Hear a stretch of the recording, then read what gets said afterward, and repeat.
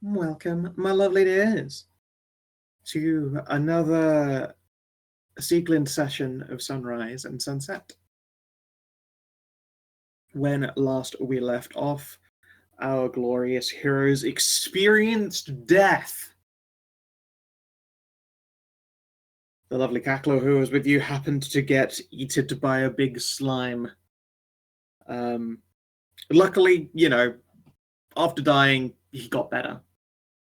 I feel like that generally sums up the entirety of that session. It was basically a combat session, but well enough handled. Besides the whole dying part, you cleared everything out and retreated into the Incel Wizard's Goon Cave. With you in tow was the then nameless Dragonkin, pearlescent scales, flowy hair. And you spent some time, getting acquainted in character between sessions. An entire day has passed while everyone has been essentially camped up and recovering from dying. And spent some time teaching the Dragonkin the basics, as it were, the sounds and sight of affirmatives, thumbs ups, thumbs downs, getting everyone introduced by name and role and some kind of defining identifier. You experienced music together. It turns out that a lot of what this Dragonkin has been doing to pass the time is just drumming on different sections of the wall and her sword and her shield in order to make different musical beats. Boredom maneuvers. Yeah. Sometimes it's just got to be done. It has a pretty natural rhythm and ear for tone, although he obviously has not been educated in anything musical, doesn't know how to do chords yet, but will eventually recognize them. And finally, you gave her a name, Sieglind. And well, she chose a name out of a bunch that we had. Yes, you gave her options, and she likes Seek the best because it is quite draconic in nature, aka it sort of crosses that threshold between the Nordics and the Germanics. It's a nice combo of them, and similarly fitting considering she was dreamt up by a goon wizard, presumably from the Chivalrics. Goon wizard. Yeah, you unfortunately don't know Urbane's surname, but calling him the Goon Wizard is much more fun than calling him Urbane. I'm gonna put as much disrespect on that Goon Wizard as I can. Exactly. So, last named. That is no longer it. You are now Sieglind. Saved. As much as it is impressive that he actually brought his waifu from imagination into reality, I'm still going to disrespect the wizard. Of course.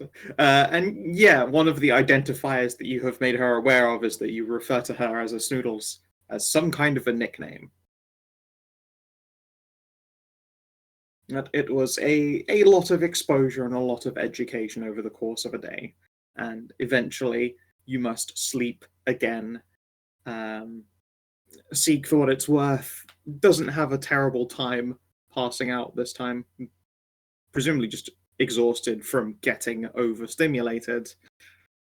She has got a few years here on most of the party, but as far as emotional connections and social skills, an atrophied baby would be better off than Sieg in many cases.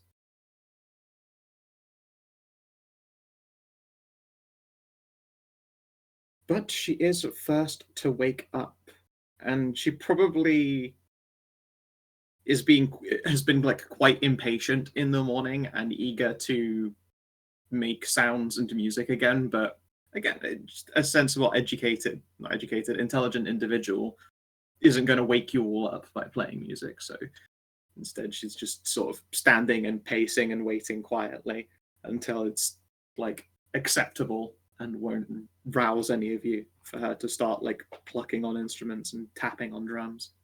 It's good she's just not just hitting a shield going bang bang. What Yeah, the fuck score some fucking goals! Bang bang bang! Yeah. Hey, let's make our way after we wake up and everything back to that ladder, because that's the only thing I saw left in here that we have access to right now. Spoiler, that ladder is another drop down into that section of the mine. Yeah. Oh, right. Yeah. It leads into the exact same space. You are done in this quote unquote section of Karin lead mine. There are other lead mines in this mountain there, in other Karin mountains, and presumably within another wizard hiding place where you might find some special goodies. Ah, well, I suppose we need to get out and go find that place then. Yep, you got mountains to scour. Now, Brienne offered to borrow Tiff and go looking for like other mine entrances in these mountains while you were spending the day laid up. Did you take her up on it? Did she? I did not see that. If she did, then we probably should take her up on that. Cass I don't remember that being an said RP though. no, just because he doesn't want to see her get hurt, but we do have the ability to cast invisibility on her and possibly fly. Anai, do you have fly in your spellbook? Fly? No, I think she said no. I do not have fly in my spellbook. But Brienne we don't need to really worry about. She just regenerates. It's Tiff being knocked out of the sky with giant freaking rocks. Brienne regenerates right up until she doesn't. I still think she can regenerate enough to run back to us. One would hope. But if Tiff gets hit by one of those rocks while in the air... Yeah, she gets blinched. Yeah, she's not a wyvern with hundreds of hit points. I mean, it's fine either way. If you don't want to send them out, then we'll just look ourselves like the following day or whatever. Yeah. Okay. In which case, Brian does leave at a point during the day, but only to come back with more food and drinks for you. Is there anything you request from her from the ship while she's absent? No, I'm good, I think. I think we have everything we need. Okay. Yeah, she just becomes physics.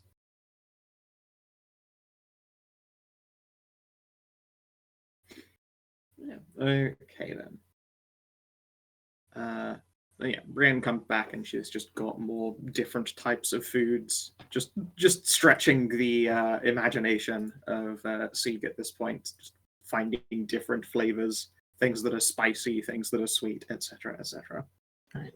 What was her? We got like some advice for like taking her out. What was it? I don't remember. Anti-anxiety medication, take her out at night. Right. Yeah, we need to get her to go to Murray and bring some of that back with her. Okay, sure. Let's have Maria craft up something nice. Okay, not her finest of checks, but a pretty fucking good one. Not her finest, you say. She gets a 15 on the die roll and then gets I added with a pretty fucking good one on top of that, but yeah, it's not unusual for you to have seen her get stuff in the 30s. It's not much higher. She got a 15 on the die.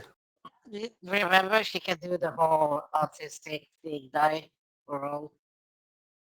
It's true, she could flash of autism to add to it, but no, she does not need to for anxiety medication. That is not a tremendously difficult one. So yeah. I know it could be different between Benadryl and Valium. Again, 24 is still a very good check, and Brian will come back with and say all those food treats. And yes, a bunch of looks like sort of tightly rolled up pillows of like pastry and cake. She will inform you, don't eat these. These are for Snoodles, and they have drugs in them so that she'll stay chill. Oh, when you do go we need outside. to dog kill her? Yes. the easiest way to get a mystery medicine down her because it's I was probably... about to say, casserole. You should roll. We'll save. you want to snort some fucking strep. It's what we do for Cass too. We have to dog pill him. He wants to be chilled the fuck out, man.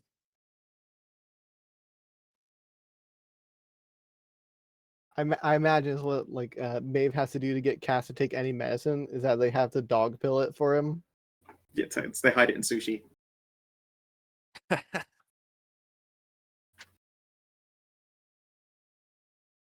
If he keeps spitting out the pill, Maeve has to put it in her mouth and force it down with her tongue.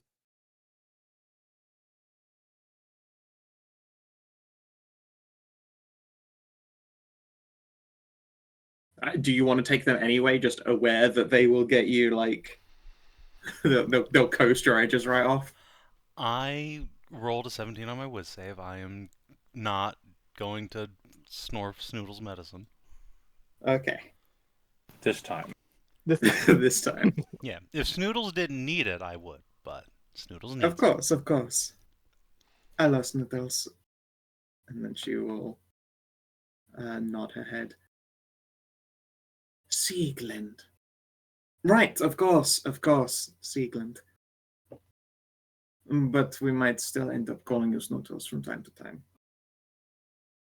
She appears to get the gist of this, and the Dragonkin just sort of gives her a non-committal noise before thumbsing up her. Of course. Well, I have these for you before we head out.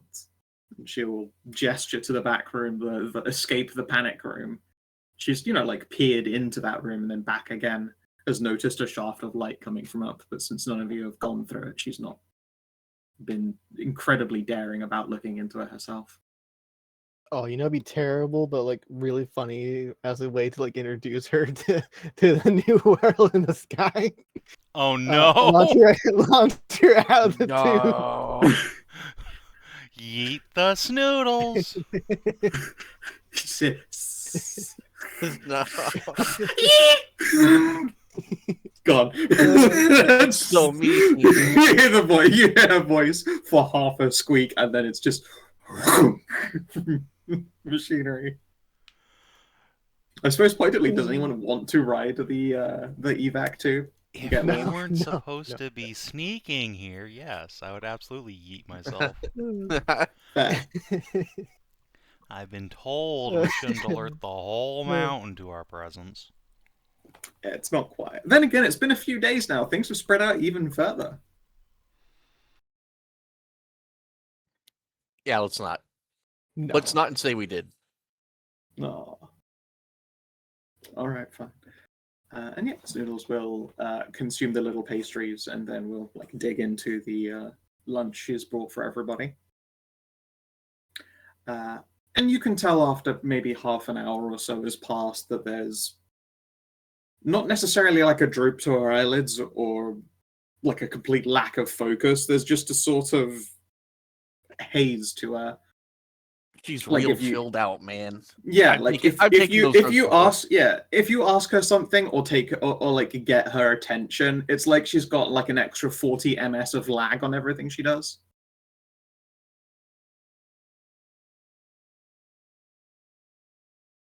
And it's probably about as soft around the edges as you can get her. At least without her knowing that she's under some kind of influence, while she doesn't really have an understanding for what that means. Excellent. This is my chance to get a Snoodles hug. You could certainly give that a go. I will attempt to hug the Snoodles. Sure. Give me an advantage to persuade. Alright, nat 1, here we come. No. 27. Okay. The Cass is Khassid. Okay, she has seen Ralu just carry Khassid around. Is she going to do the same thing? You can just carry Khassid around and squish them. Succeed. I can't stop you. Now I belong to Snoodles. Oh no. How do you perform this hug, I guess, is the real question. This woman has never hugged before. She has seen you obviously all be in intimate physical contact with each other. She hasn't 100% shied away from anyone's touch, but she's been wary anytime someone's been in contact with her. Cass is going to tap her shoulder to get like her full attention. Then just as before, you notice the old like 30 to 40 ms lag before she turns to you. And gives you a little a thumbs up of you have my attention. He will then just like take that step closer so they're, like tip to toe tip, arms outstretched, and just slowly wrap around the snoodles. And apply the lightest bit of pressure. Yeah. As a reminder, she is quite a lot taller than you, so you are wearing a boob hat at the same time. It's just kind of inevitable. But she has a sculpted breastplate, so it's a metal boob hat.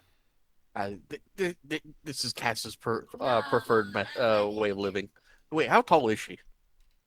God, it was. She is literally an inch off of being a token size larger. She is a tall lady. So, an inch taller. So she's the same height as Ralu then. Are you an inch off of the token size up? 8 foot is large. Ralu is 7'11". Nice. Always open for business, baby. I feel like she was supposed to be like a 9 foot or something. 9 foot is large size. It would be, but I can't be asked. Because Ralu's mom is like 8 foot. It's like a couple inches taller than Karin. Yeah, and she did move over into large size token. Fair enough. Oh, wait, Karin, how tall are you? Hedrah. Let me check. Karin's 8'2" in bear. Okay, well then 5'8" in human. But you never put her in large size token, so I guess 9 foot is large size, so she'd be 8'11". No, because she is tall. She's not big. See, that's the difference. Yes, she's not large size. She's tall size. At a this certain isn't point, 3rd edition. That's can't have yeah. rectangle squares. I was about to say, at a certain point, you just become you can still have a low body. I think for the sake of me not having a party of like fucking half large tokens, that I made it like 9 foot, so she would be 8'11". Okay, 8'11". Let's see, and I know how tall Cass is, so it's time to compare heights.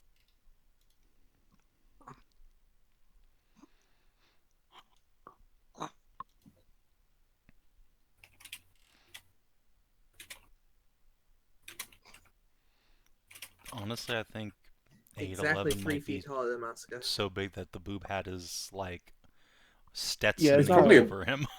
Yeah. I guess it's actually just throwing a shadow over even you. touch. Yeah, you go just missing underneath her instead. I put it in VCT. Let's see. Let's see this. Oh, hang on. That was wrong. Hang on. Oh. I hit 6. No. I hit 6'9" rather than 5'9". You're 5'10" versus 6 foot. Am I right? There we go. There it is. There you go. Correct. Yeah. Cass is getting the belly. Dude, he's getting tummy time. So yeah, you score some sweet tummy time and disappear in the shadow of her cleavage. Just vanish underneath this lady. Ideal. How big are the boobles again? D cup. How tall is Maeve? She's 6'3". Let's see. Maeve is She's not like you and 6'9". Hedrah having the height wars of the party. Yeah, she's 69. On large size. No, I'm just doing something. Hang on. Yeah, she's 69. The height wars. Yeah, all the hornier girls like are I said, 6'9", because it's funny. I was allowed to be this tall just in bear form because of lankiness, of being not wide. Yeah, and also because mechanically I just didn't want a lot of large tokens, so I hand waved it as you being tall. Karin is 8'6". No, I'm 8'2". 8'2". 8'2". Okay. So yeah, you can't see her expression, but the rest of the party see her look perplexed. she looks to the rest of the party, and then Maeve will present what a hug looks like with Ralu. And then Sieglinde will do a thumbs up, and yeah, Cass, you feel arms go around your shoulders. Cass will purr. Yeah. Look, there's nothing nicer than being high as a kite and then, petting doggo or catto. Absolutely, of course. It is time for Snoodles to have some endorphins before she goes out and falls into the sky. Yeah. Okay, then. Let's see here. Get her maximum comf before we destroy her perception of reality. Her dungeon-based awareness of reality. Yeah. 16. And she will follow your guidance out of the hole.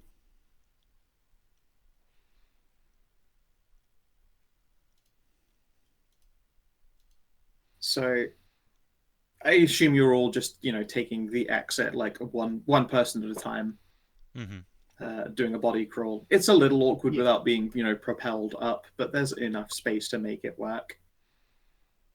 On the plus side, there's one thing that Zeke doesn't have, and that's claustrophobia. So when she's got to wiggle through the tunnel, that part is actually quite easy. You're able to get her to climb through. Although there is quite a bit of scraping from her gear. She has to keep her head quite thoroughly skyward in order to not have her horn scraping across the top of this little tunnel. Until eventually she steps out. And you've probably been expecting her to be, blinking away the glare of, this open sky. But at first she just reacts perplexed. She's been in an aura of sunlight for 2 days now, so she's probably acclimated as far as the light is concerned. But it takes her some time to realize that ceiling's incredibly far away. She puts a hand up and against the mountain to track this thing's height. She's clearly trying to get a scale for what she's looking at. She's never had a reason to give anything scale. There's never been a banana next to an object, as far as she is concerned. And you can see that it is slowly turning into a freak out. Cass will attempt to calm her down. Hey, it's okay. It's okay. Everything's fine. Yeah, she's crouching a lot lower down now. When you go over to assure her, she's almost at eye level. She's just fully slab squatting with a hand against the side of the mountain. Tail is swishing around, full on anticipation of something going, I don't know, nebulously wrong. It's impossible to really work out the machinations in her head. But she is having a real time trying to come to grips with the shape of the outside world.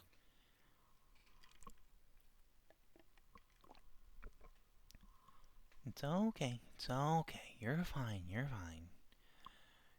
It's totally safe out here except for all the ogres, but you don't have to worry about them right now. We're just fine.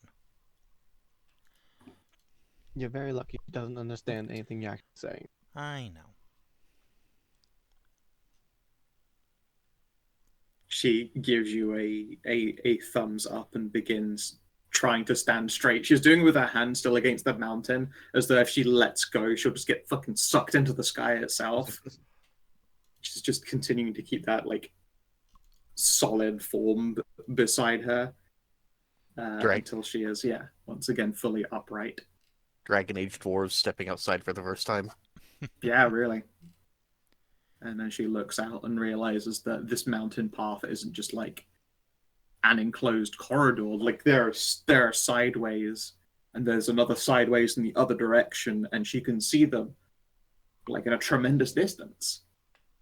And she looks out ahead and sees that there is a pathway that just fucking plummets to the bottom of a mountain. If you tumbled down there, probably kill a person.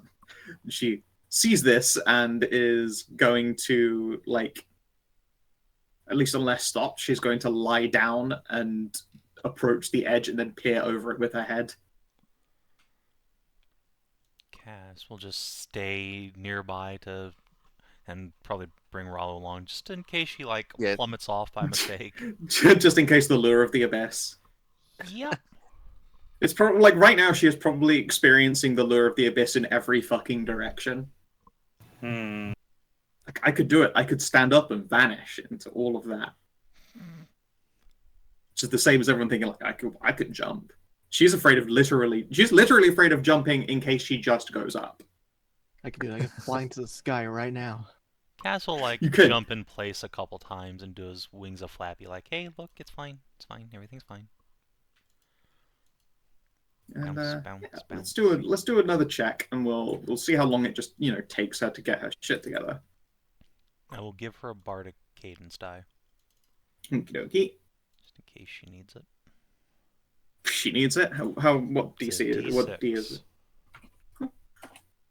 Oh. Okay. Hey. All right. That was actually pretty useful then. Yeah, it's still going to take her maybe an hour. She doesn't leave the edge of the mountain for quite a while. She's just always with a hand against the wall, but you have places to be. And once you guys start, walking down a path in a direction you've not been before, she, much like a toddler who doesn't want to get left behind by mum, despite the fact that she's fucking towering over all of you, will follow along. I will just sandwich her in the party. She'll just put her right in the middle so she feels safer. Yeah, probably takes like a hand to her back anytime she slows down or peers at something for too long and starts to get inside her head. That's what we have a cast for. Are we taking Snoodles with us while we go through the rest of this mountain? I feel like we should probably take her back to the boat. No, we're taking her back to the ship. Okay.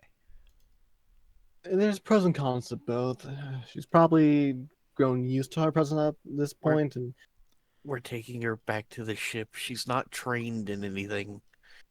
She has a sword and she has a shield and she has vitality, but we can't be dragging a rookie around with us. We're all very experienced adventurers. We're just gonna get her killed. Yeah, I think we should keep Snoodle safe. And I'm fairly certain that Cat can watch over her. Very well. Oh, Cat! This is going to be fun. Yeah.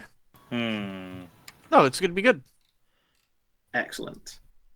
Well, probably better than her just getting educated by our Dark Priestess on board right away. Don't you worry. Huh?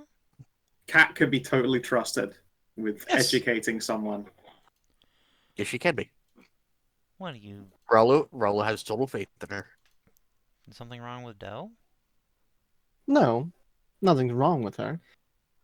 I just don't want someone that doesn't have any sort of basic education to get indoctrinated into a dark pantheon straight away before they can actually understand anything about it. I knew it'd take months before she could really do any indoctrinating.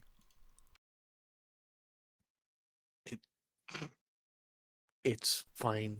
We'll just have Cat look after her, and if eventually she wants to learn how to use the paladin power she was created for, she can decide for herself.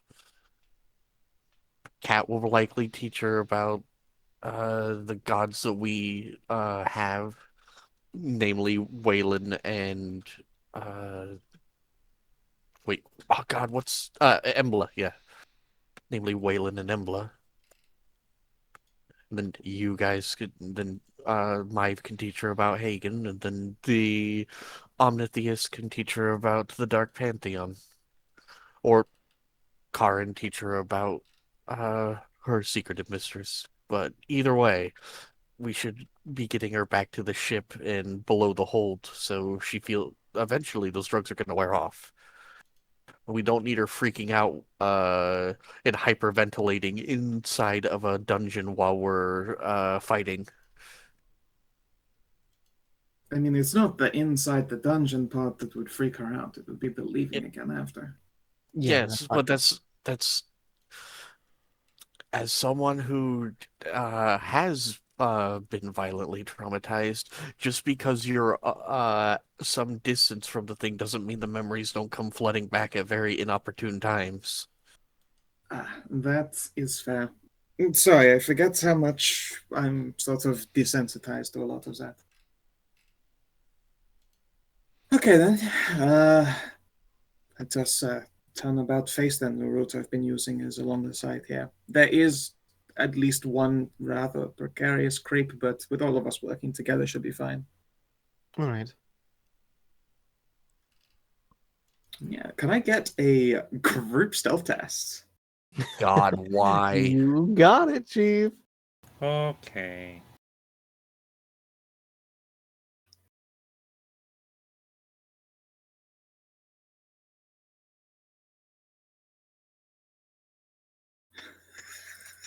All right, let's have an encounter. Interesting. All right, give me a sec. I can put together a quick rando. I mean, why did you even ask? You could have just said, and you guys do an encounter. We have never succeeded a group stealth test. You have plenty because We you tend to get carried by the fact that Anai's raw dog dex isn't terrible. Cass is incredible at it. Fucking Loam is usually I'm incredible lucky at it. sometimes. Yep. Yeah, we get lucky when it's a case of like I don't need to show off to people. Because if there were like people to be shown off to. then What, you don't that- want to show off to the big fat ogre dudes? No. Hmm. All right. So let's see here. I've got a casual random encounter page. Just grab your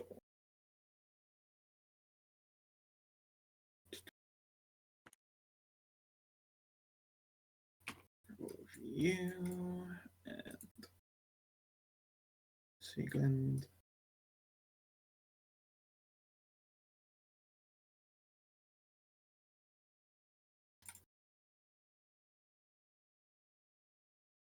Oh shit, I get expertise next level. I just realized that. Neat. Cool. Don't forget to refill all your various bars and stuff. Did we? Oh, yeah, Did we fail our group stealth test? Yeah, I don't know, so. man. I guess. Wow. Maybe. Who would have Wild. thought? Not used to this happening. I know, right? Okay, and then I'm going to quickly draw you a nice casual plummet.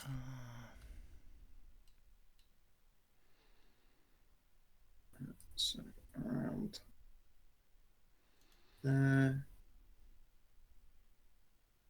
and then up here is the sides of the mountain.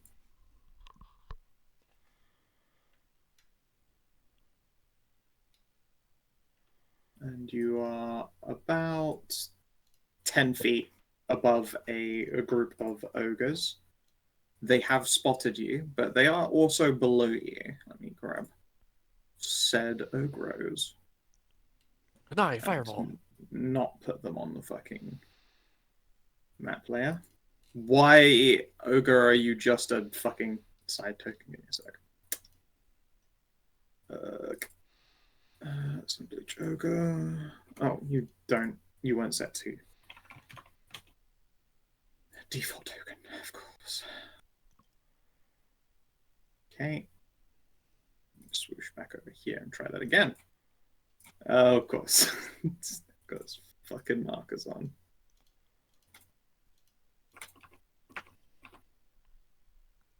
There. And there's a fireplace.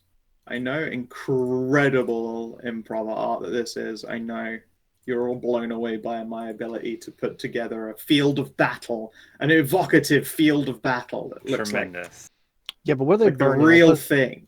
what's in their fireplace? Is it actual logs or tinder or what? What's going on there? People. People don't burn very well, though.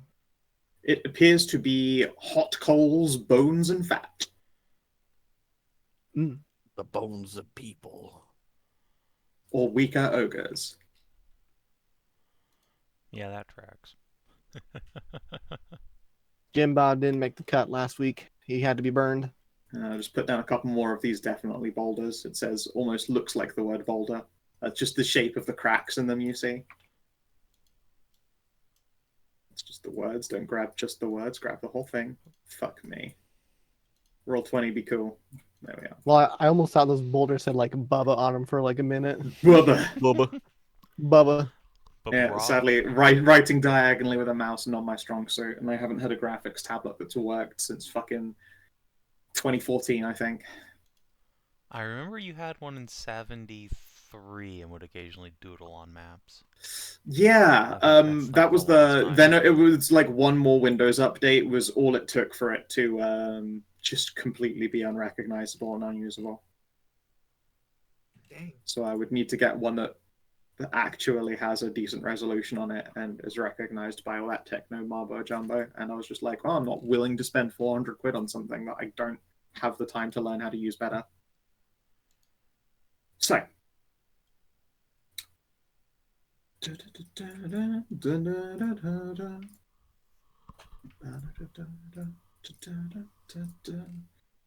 You're all welcome to initiatize yourselves as well.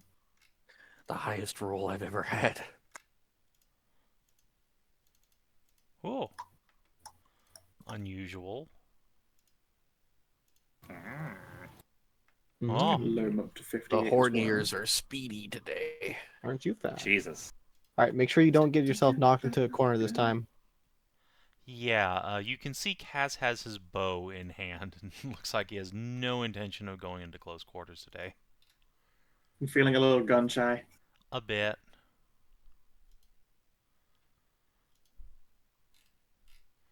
I need one for Karin as well. Hedrah, okay? Which might be. Just hit the initiative 4 up. There we go. Lost to the Eep dimension already. Entirely possible. Okay.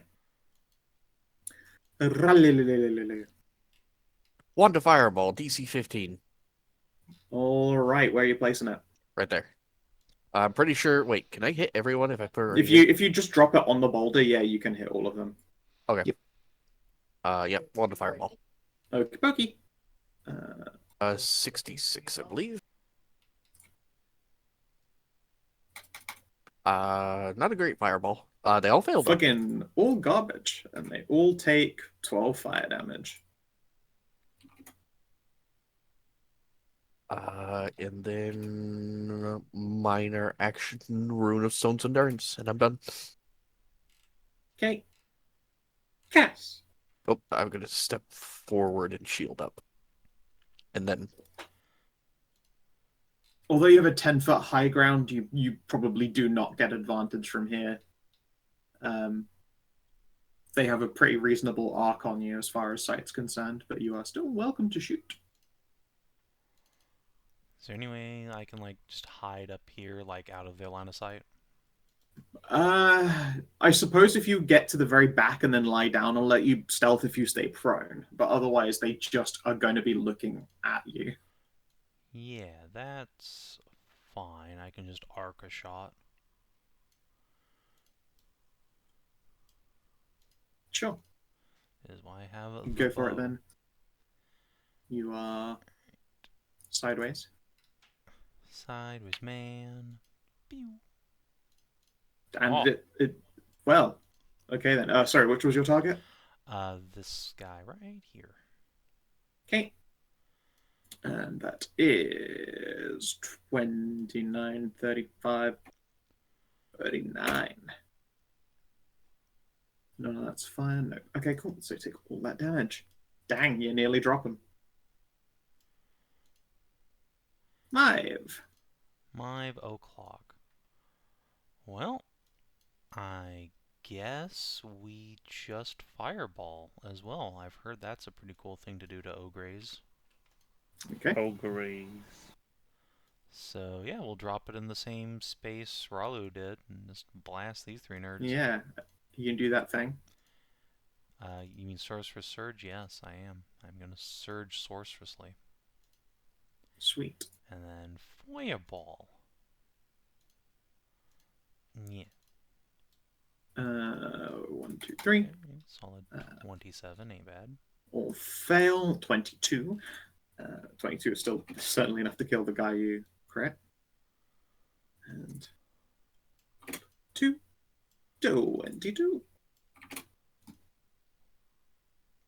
Alright, any movement? Yeah, we will come over here and stand in front of the husbando. Sure. Loam. Loam, I guess I'm just gonna start shooting. Okay, poke. Pick So I target. started blasting. Yeah, you're gonna pull a gun now? You're in the open. Oh shit, I am. I wouldn't do that. That sounds like bait. Why would it be bait? It does sound a bit like bait. Like, I know we're casting fireballs and everything, but a gunshot Yeah, is like if much you're louder. if you're worried about noise, you guys are making plenty. You're fireballing into like a ravine. Okay, fine. Kaboom.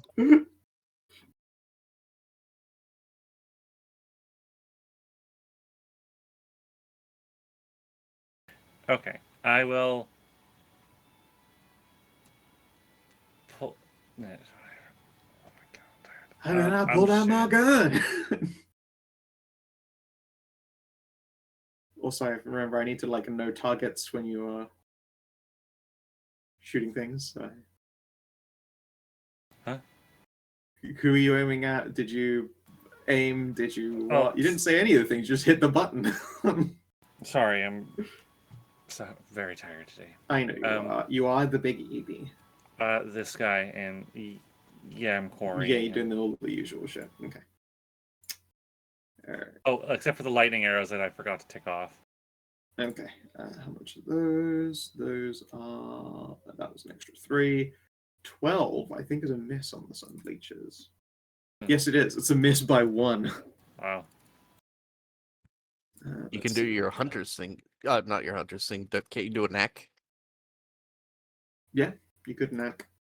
Oh yeah, I could just do that. Yeah. I would have suggested if you didn't state you were already so EB. So I was just like, well, if it's just a 1. Yeah, I'll spend a knack.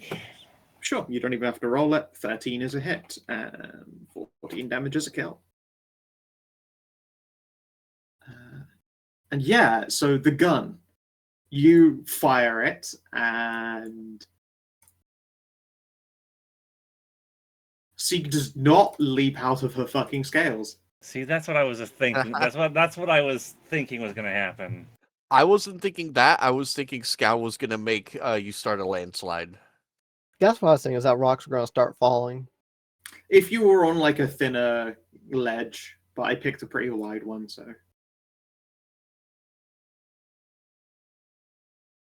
Yeah. I don't think a I'd say, black like, powder weapon has much of a chance No. of that happening. Yeah, exactly. It's not gonna rip the skies asunder, nor is this cliff like exceptionally precarious. This has clearly been trekked by like elves and ogres in the past. True enough. I guess we're not like launching artillery into like a mountainside, so. No.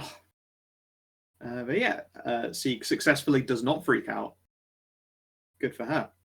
This ogre is going to take aim and try to. I think it's just going to. Ralu's up close, and she has obvious wingies. Wyvern Slayer. Oh fuck! It's a great thing that I have the Gorget. Yeah, that's true. Oh, you turn the first crit you receive into a normal hit, correct? Yep. Still It's a 30 normal damage. hit. That's a lot of damage. Still like absolutely crushed on that damage. 30. Yeah. It's a good thing I cast Rune of Stone's Endurance on me. I only take 15 damage. Resist 5. Yes, you're right. Yeah, I resist 5, and then 10 my HP, temp, yeah. it burns through my temp HP. So And now you take 6 piercing for every meter you move or are moved. Yeah, that's a classic. Having a firearm in hand gives you a bonus to checks to inflict fear or intimidate people in those Bang. games too. Dang. In fact, I believe Wow. I literally wrote it into this. If you have a gun and you fire it, you can have advantage on an intimidate test. I'm pretty sure you made that rule, yeah. Let's see here. Guns and ammo. Yeah, shotgun diplomacy. Firearms are loud and scary. You can fire a gun in order to get advantage on an intimidate check. Wild creatures often react to shotgun diplomacy by fleeing and have a disadvantage to the wisdom save versus your intimidate attempts. yeah, I was about to It depends. It also like depends on the caliber, Savin, but a 75-foot log could start a landslide. I've stood next to that being fired before. I guess. Is that it for the ogre? It is going to give itself half cover behind this boulder. It's a fucking idiot, but you guys are pelting them with things. This is true. Brienne is not going to take this thing shit. Open character. Let's see here. How far is your blink again? Teleports that behind him. 4. Just diagonally towards them and then finishes walking all the rest of the way up. Stab. 22 damage. she is not in the mood for these fucking guys. Amazing. Masika. All right.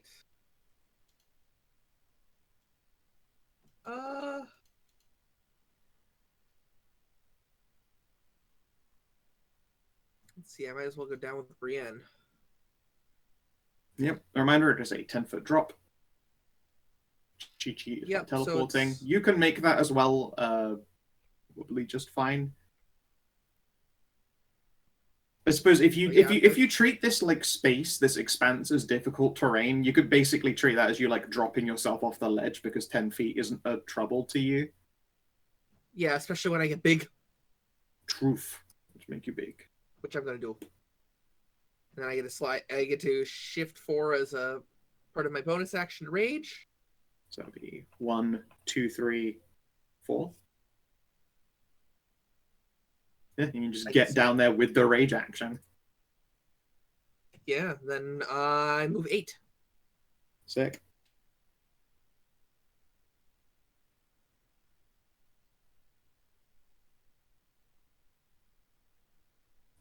Brown bears.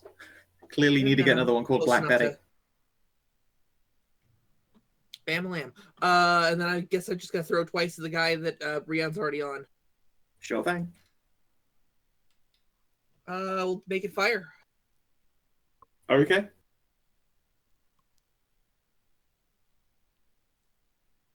Was it cold? Either way. A bit late now. Hit. Yeah. Hit.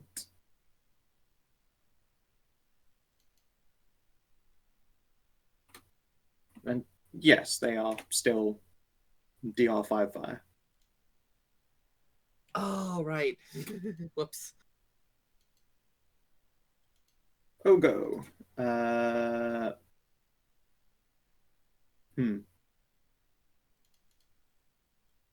Let's hit you with a Wyvern Slayer and follow the shot toward that. Was a terrible, terrible throw. What a waste of your attack. Sieglint.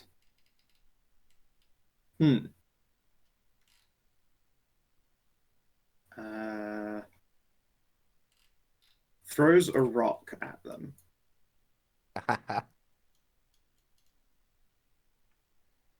Understand. Fair enough. She just saw Ralu get pelted with a rock. It's clearly Yeah, a rock. it looked fight. like that clearly worked. It's not a good throw, unfortunately. She Clonks Masika in the back of the head. yeah, Conk's Massacre for admittedly, God, what is it for D4 plus strength. 24 plus 3, 6. Massacre, you are unfortunately conked.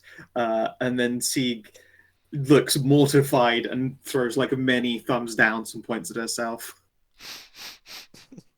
Oh. Poor baby. Did not mean to conk you, that is for sure. Oh, wait. Did I take damage from Yeah, you took 6. that? Oh, I took 6. Okay. And that's a miss. Jesus Christ. I mean, it doesn't Anai. come through my temp HP, so I don't think Masika even notices. Sweet. You said this guy's behind like half cover or whatever?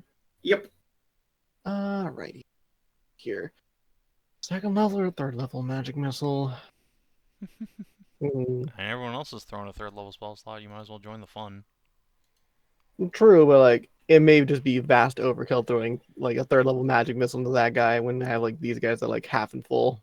Yeah, I mean, you could just pump all of that guy and get him real low. That's true. All right, we'll do a third level magic missile into this guy.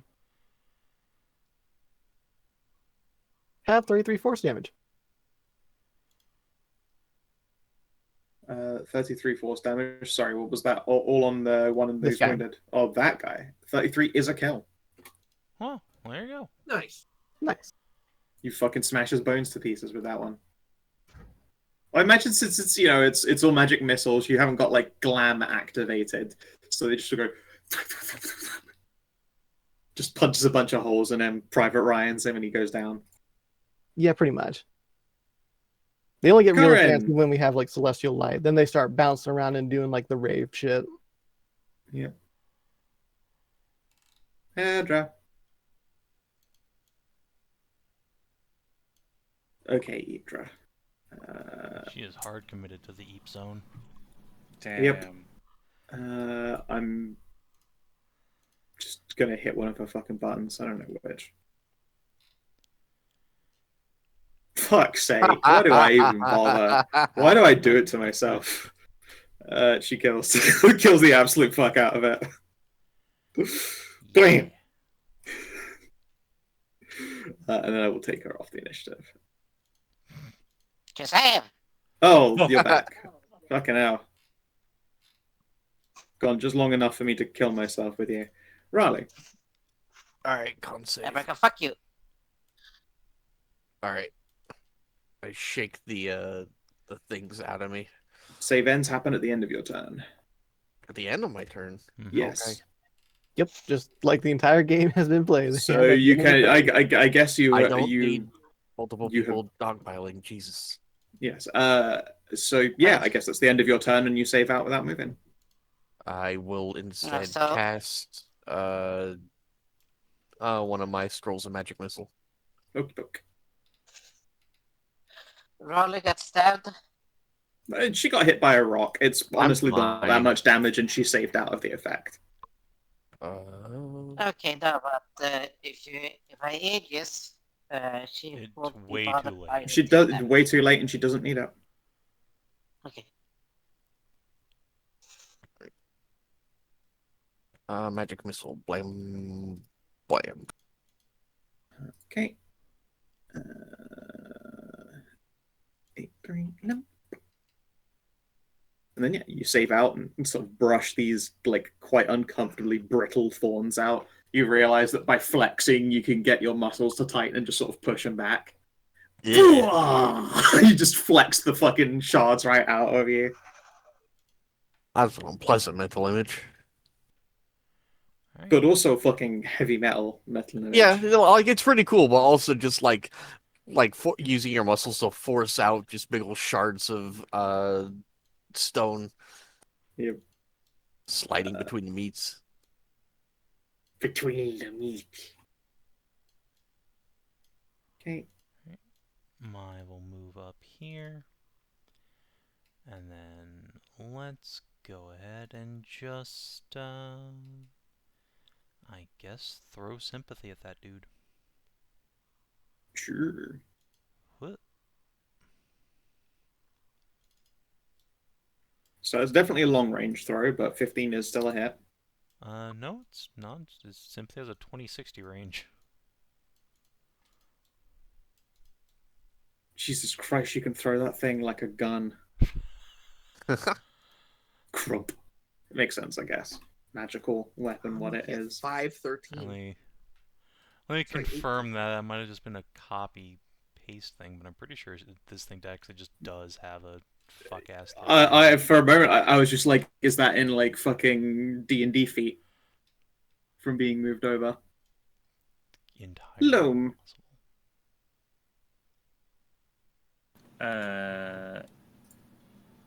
Well, I guess I'm gonna mark this guy and just shoot at him. Okie dokie.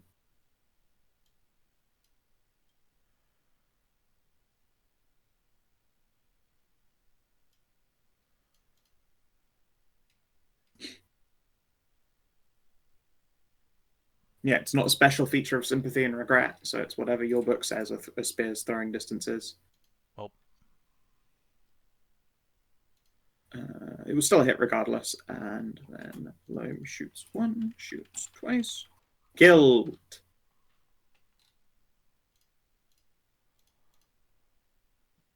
And that is the foe defeated.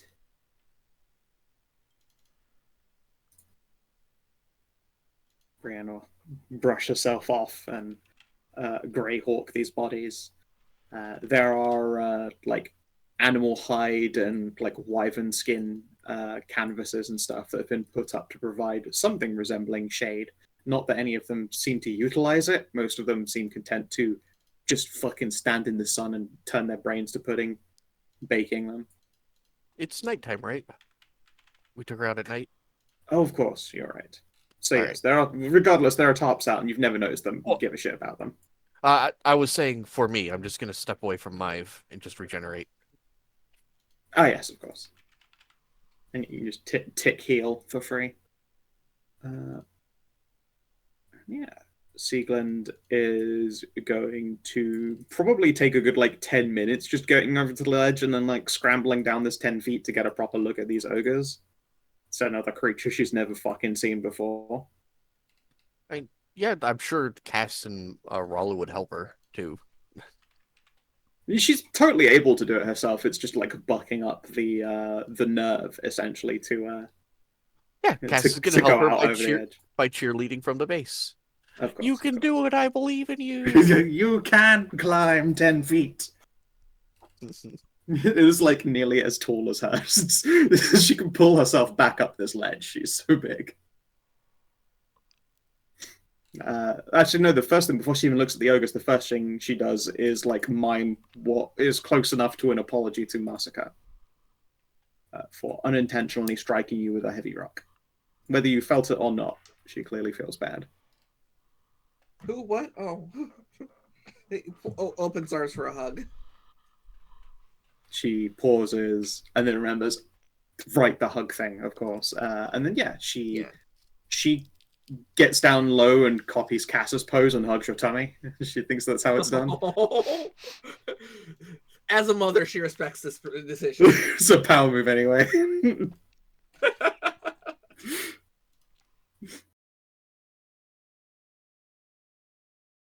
And then we'll like he gets up and brushes her knees off.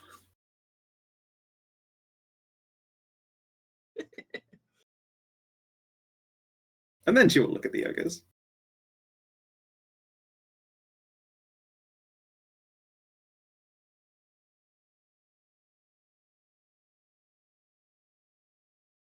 She's going to try and take a chunk of ogre. That seems like a bad idea.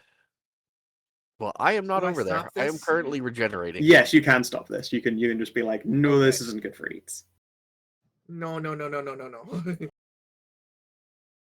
I have to make a check for that, or? No, you can probably talk her down. Okay. She trusts you enough. Okay, yeah. She'll just put down the hunk of ogre flesh and wipes that off too in like the dust and dirt. And then we'll nod, and then we'll come around to look at this fire. Also, again, yet another thing she hasn't really gotten to look at before.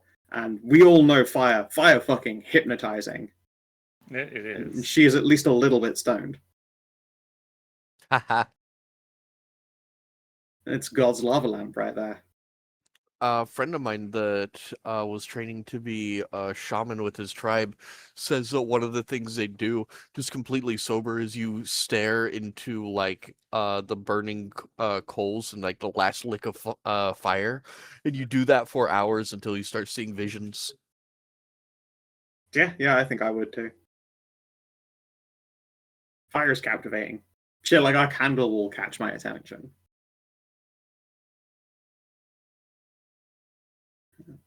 Yeah, Brienne checks the fire and frowns distastefully.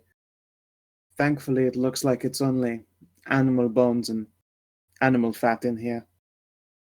Doesn't look like they might have gotten their hands on any elf. Oh, thank That's goodness. good. That's good, Cass says, lying down on the other side of the map. Wriggle, wriggle, wriggle. Cass will Yeah, just do you're the able- worm all the way up to the edge. Do the worm all the way up to the edge, just dangle your arms over. Just start swinging them. Michael grin. You just missed seeing give her a tummy, give Masika a tummy hug. Aww.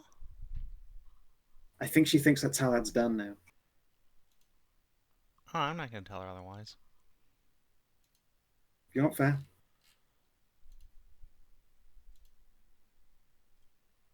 Yeah. After some time around the fire, you're able to like coax her back up onto the ledge again.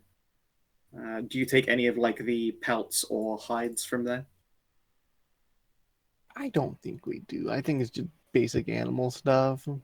I'll do Probably- a search of the camp to just see if there's anything valuable here, but otherwise, no, I don't care about ogre stuff. Okay, I'm sure. Give me an investigate. What? 18. Okay. You do find another instrument from the elf village. Yay! Good. Random elf bullshit.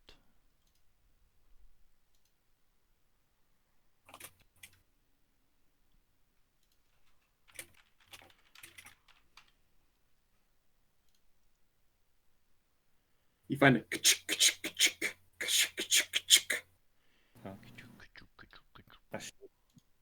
lovely little shaker. Alright, well, another thing to give to them at a later date. Yep.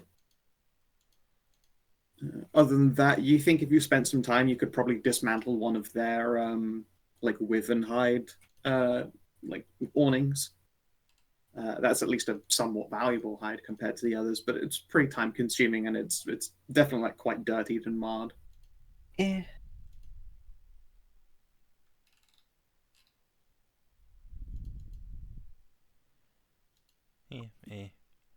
Yeah, clearly low-level adventurer concerns. You guys you're level 8 with lots and lots of money. You don't need to start like scraping the schmuck off of a random wyvern hide anymore.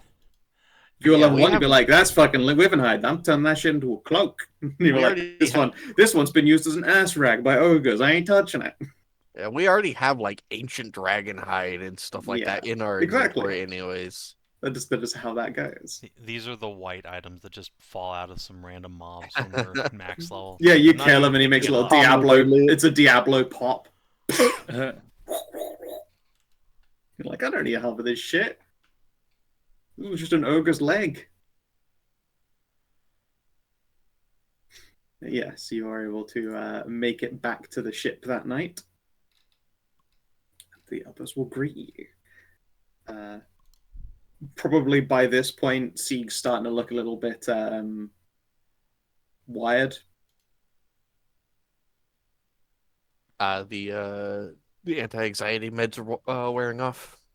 Yeah, I did look. She's got like a con of 12 and like resistance to certain like to charm and passion keywords. It's like stuff that's in her head is not lasting especially long. Just bundle her aboard the ship. We have extra rooms. I'm sure like she would appreciate. Yeah. First of all, she just like comes to a halt looking at the ship, like trying to get an idea of what she's looking at. This thing. Admit it would be an even more impressive sight if the Hello Manti sail weren't like let up at the moment.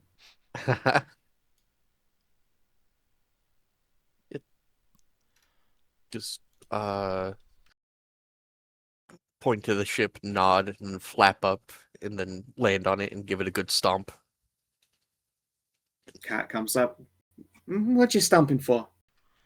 Look what we found. It's a Snoodles. So this is the Snoodles.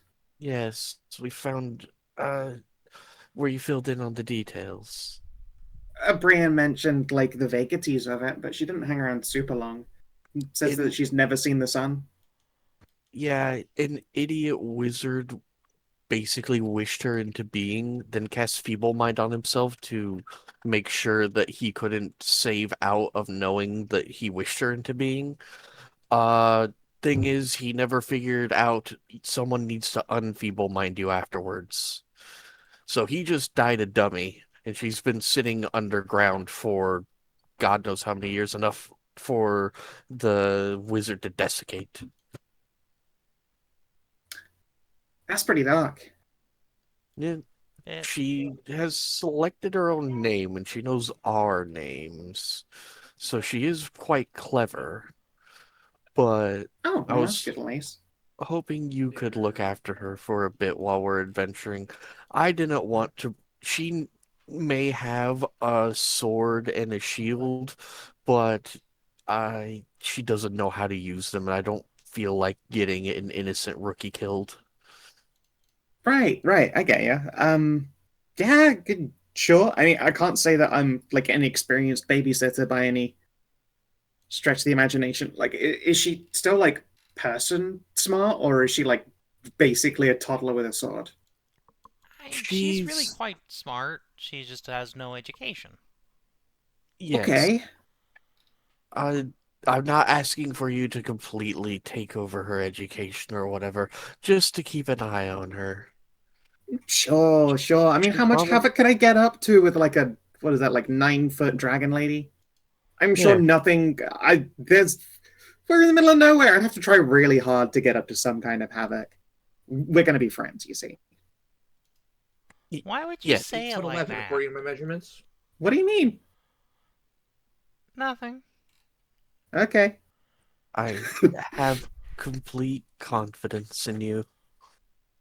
Note to self: if Cat is ever left to watch my children, make sure that other people are watching Cat. Got it. Yeah. You thought her name was Katrina. No, I'm afraid it's Cassidy. Cat tree. God damn it. Okay, then. Lord. I'm gonna go start up some sendings and talk about this whole illusion thing with my mother and get her perspective on it.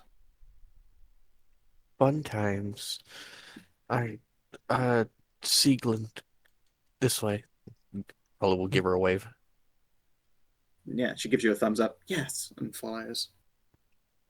We have several spare rooms. Rolla will open each one and then, like, point to each. She looks into the room. I can see there's like, a nice lantern. It's obviously not lit. You don't just leave a whole bunch of lit lanterns in untended rooms in a ship. Yeah. But there are lanterns like hanging from each of the edges of here. A nice comfy white bunk. To make it more to the point, before she does that, Ralu will, like, open the door of, like, Masika and say, Masika, and then open door, point around, and Yeah. then open up another door, and then open up Loam's room, go Loam, and then open up 3 doors, and then, Yeah, when you point to one and you to start say, like pointing. and then, cock her head and say, Siegland? She stands a little straighter at that. Well, tries to stand a little straighter. She is probably tall enough that she has to stoop a little bit inside the ship.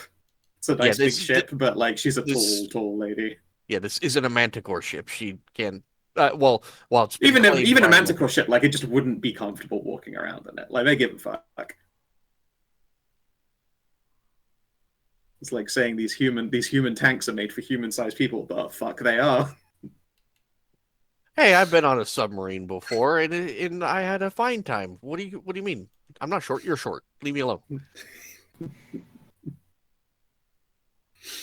Yes. I mean, she's not sardining, but she is quite a bit taller, and so she has to stoop. But she will like slip around into the room and places her hands against the wall.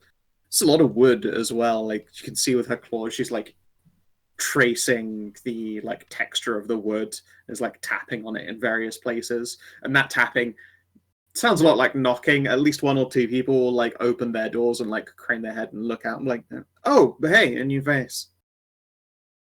You can see the handsome artillerist set is just sort of looking a little bit tired. You realize he's probably on the day shift, so he's right now is sleepy time for him. Who's this? Sorry, I was. One of your artillerists set here is like this is his part of the sleep schedule before he goes on to like taking the night into day shift at the Scorpion. Yes, don't mind her. We've found her in one of the ruins. You found another person in the ruins. That makes what? Valencia, Maria, Doe. People like living in ruins. Gods only know why. They look. Well, you know what? Everyone has their reasons. I'm not going to make fun. I'll be up in an hour. You know how much houses cost in this economy? You know what? You make a very good point. Except I'm quite well paid, frankly, by the Sabri family. Let's face it. I'm quite lucky. Ralu will go through the, trying to tell Sieglin that, don't tap during the night when people are trying to sleep.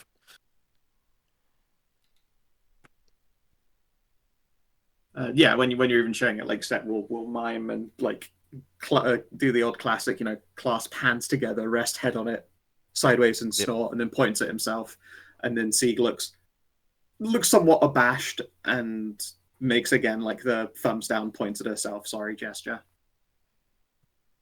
Just raise your butt. It's fine, but you can use this room as you wish, and just point to the room, one of the rooms that she opened. Sieglin. Points at Set will point himself. Set, and then waves at her and goes inside the room. Set, man? Yes. Nods and thumbs ups. Wait, they could get even more masculine? I don't know. Yeah, she has to guess based on the fact that, she's doing like the curve comparison here. And she's like, well, that one didn't have big tits, so I'm guessing. Could go out on a limb here and say that one without tits was probably a man.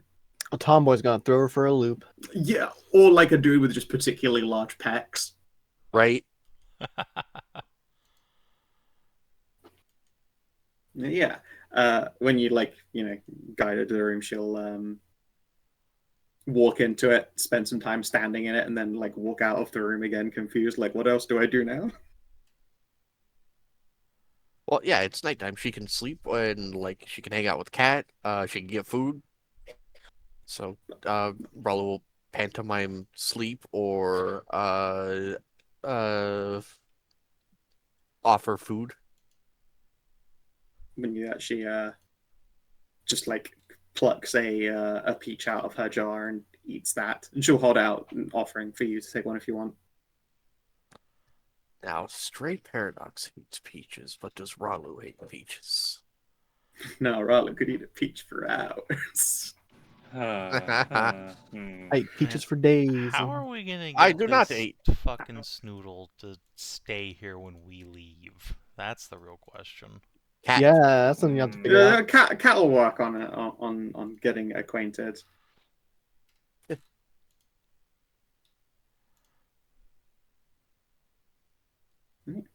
After delicious fruit has been offered, she will then reseal the jar and place it to the side, and then looks over the bed. Again, she saw you guys sleep on a bed. She knows what a bed is now, that it is a place where people sleep. She saw there was one in the other rooms, and she lies down on it and then changes position and lies down again and changes again. She's too used to sleeping on hardness. Yeah, she's used to sleeping on a stone floor. You can see there's going to be some coming to terms with this and some fidgeting, but also you can tell she's exhausted. Again, she was stoned for half the day, traveled through a mountain, and has been ambient terrified the entire time. So long as she's not going to bolt, it's time to take the husband and wife to the cabin and go to bed. Yeah, you can head off to the fuck shack. Once she's spent some time and put her things off to the side, yeah, she doesn't leave the room. She'll go to sleep in it. All right. I'm gonna do my sendings to Lucian's mom and hope I'm not catching her being railed by Dad. Your response is more. I feel like the very first sending is probably going to be her can you give me half an hour? Yeah, it's fine.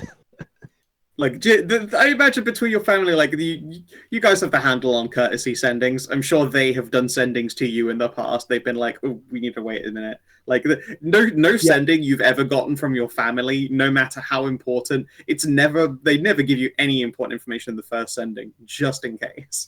They don't want you to be, like, halfway through and they're like, I'm sorry, Mimar took sick. Like, you don't want, no one wants that happening. Yeah. Fucking your elf wife bouncing on that thing. Oh, your dog died, by the way. No! Yeah, no, they know better than to ruin a perfectly usable boner. It's like a text message you're being forced to read while you're doing whatever you're doing. Yeah.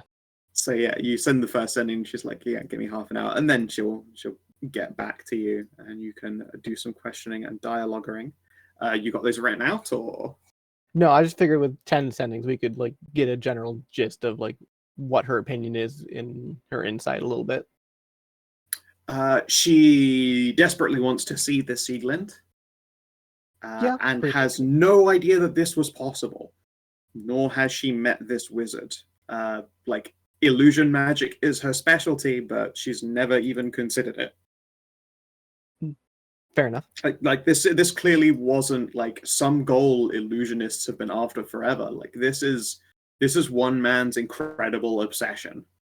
One desperate incel's incredible obsession. Desperate incel. One desperate man's obsession.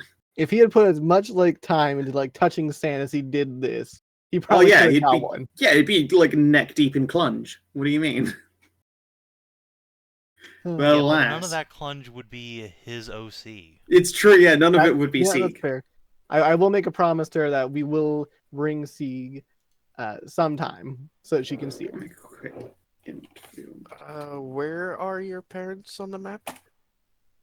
At this point, I think they're probably in the Great Oasis or back to like their normal lands, I think.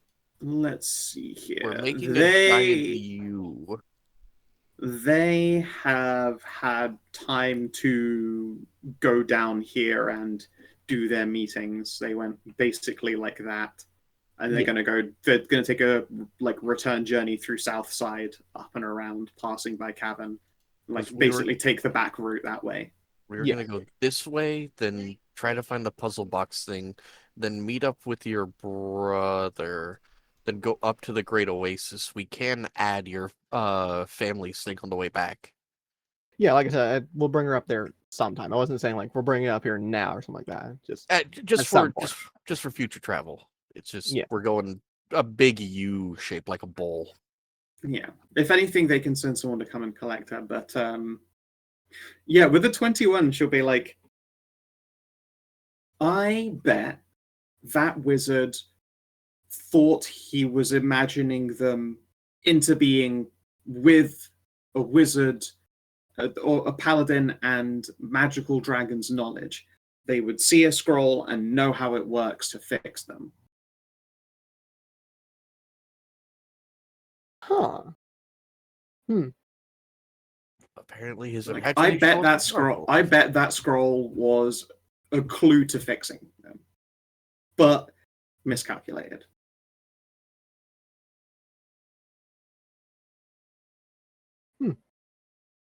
If they're a paladin with no god, then it makes sense that they are magical with no spells. You know, I hadn't thought of it that way. Yeah, that makes sense because they could have the scroll, the paladin could see it, and they could remove affliction, couldn't they? Mm-hmm. Oh, yep. That tracks. That's why you had two scrolls of it. One to cast it on yourself, and then one that even while you're a raving, drooling fucking idiot, they can look and be like, "Oh, that's why you're like this. Yeah. I'm a paladin." Yeah, and then remove affliction. Yep. Mm-hmm.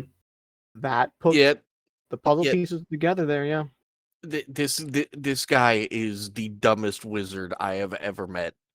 Well, no, he was a wizard. He doesn't know how divine casters work. Like, it is somewhat reasonable to be like, I created them. They're gonna come out intelligent and know what they're doing. He was part right. They're intelligent. They just didn't know what they were doing and didn't have a connection to a god, so they couldn't intuit all this shit. I don't think. Yeah, but I had a contingent plan. It just wasn't a good one. It wasn't a good one, no. Again, why did he just like? I Because he's know Why he did has he no do friends. anything? Like I know he has no friends as a backup, but he should have made at least one friend to cast. You don't even need to have a Wellness check. friend. Just hire a dude. Just pay, yeah, just Yeah, pay just someone to pay do a someone. wellness check. Well, to be fair though, it's a lot like someone saying like, "Hey, I need you to come and check up on me if this doesn't work. I'm the person who lives in the cabin in the middle of the woods. You know that one where all the people are and they make the anthrax? Yeah, that one. That's where I'm at. Just come here alone. Yeah, you know that I'll mountain where need you you. can't. You know It's that mountain where they important. can't It's scry for the on you? magical experiment of the century." You know that mountain where they can't scry and send on you? Then come up there. Yeah, Literally quite just make- literally. No self-service whatsoever.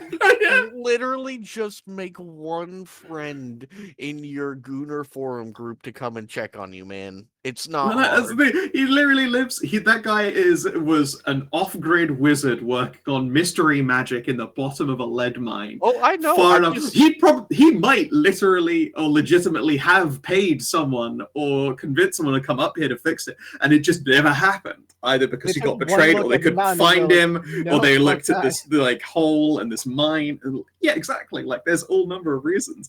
He might have been just fucking screwed by someone. This is so much harder than just bathing. Yeah, it really is. Yeah, it is. You know, you can like own a sponge or a loofah. Yeah. Jesus. But I mean, hey, on the flip side, it's a pretty amazing breakthrough. The just really crazy, really stupid, Yeah. but really amazing. He brought illusion to life. Yeah, like it's a flash of brilliance with the dumbest plan possible. You know, maybe, just maybe, it's not that the plan was dumb, it's that he was so confident it would work out exactly the way he thought it would, because he's Yep. clearly such a Yeah. genius. Yeah. And yeah, this But- guy's and I mean, absolutely like- a Reddit moderator on Off-Grid Wizard.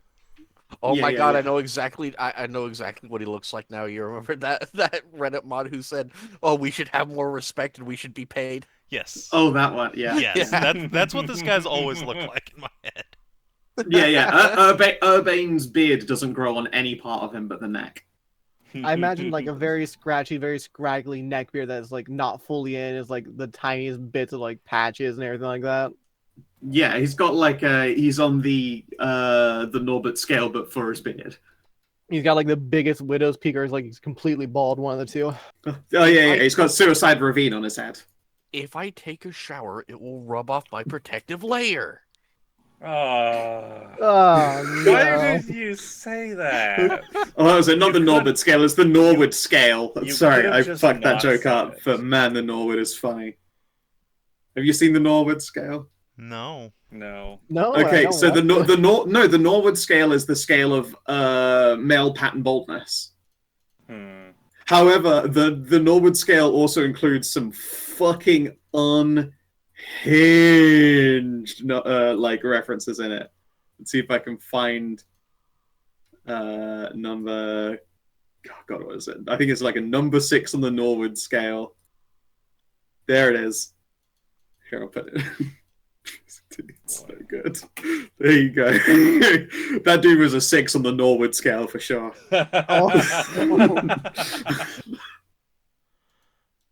Wow.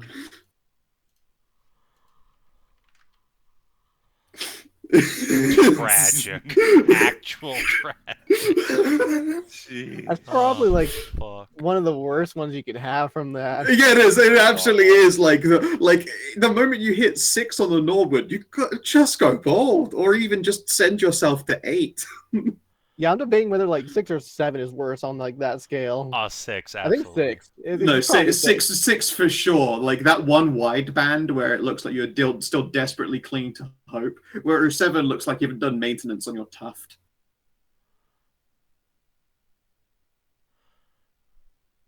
Ah, yeah, there you go. So that guy was a 6 on the Norwood scale with a neck beard. Good God. You know, Horrible. Skow, you kind of lied to us earlier when What? you said if he, went out and touched sand, he could just drown and plunge. No. No, you're right. He couldn't really. He was at 6th on the Yeah. Norwood scale. That man's best hope was a paper bag and enough alcohol to make someone willing. Enough pay, Yeah, enough unless he alcohol, decided to enough like shave. money. I was gonna say, yeah. Honestly, you could just get money. The guy was an incredibly powerful, incredibly brilliant wizard by all measures. He definitely could have just had the money to pay for Poon. Yeah. But no, he's all about his Imagine if 2D you're an girls. adventurer and your whole like reason to tear is I'm incredibly ugly and have no riz, but I'm a really good wizard. I'm only adventuring so that I can pay for prostitutes. I'm torch bearing for the pussy. It probably existed out there. I'm adventure knighting for the pussy. Yeah. Well, I know what my I'm backup sorry. character is going to be. A squire for that nut.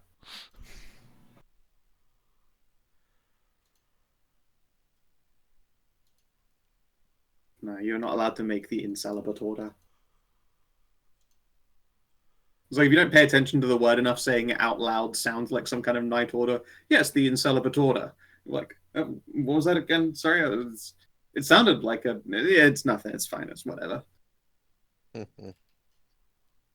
I'm pretty sure I must have misheard. Yeah, exactly. Really, Like it's I not misheard. They incelibate definitely order. said something maybe like Italian. I don't know. It's a celebratory order. Yeah. The order of celebration. In celebration. Yeah, they're in celebration. We're always in. Yeah, I was mishearing. It's fine. Yeah, exactly. There you go. Don't worry about it. Yeah. So, stepping away from the from the Norwood scale, and Let's go find a different wizard now. yeah, Hopefully Yeah. this one's actually one of the cool hermit wizards with cool spells, gonna rather be one of than I made a waifu and then just died flinging my shit at the wall. Hermit witch wizard. Don't worry about it. all right, Kat, you've got this. We're gonna find an elf hat. Oh, we're gonna teach you so much mischief. Ah, perfect. This is I'm gonna everything I teach you wanted. wrong as a joke. No, she's not that bad, but you know.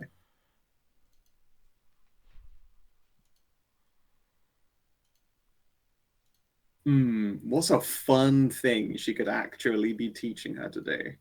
There are quite a few of them. Well, don't tell us. Okay, I got it. I know exactly what she'll do. Good. Perfect.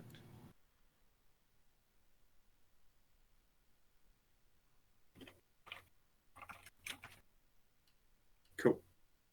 So, as the party gets their shit together the very next morning,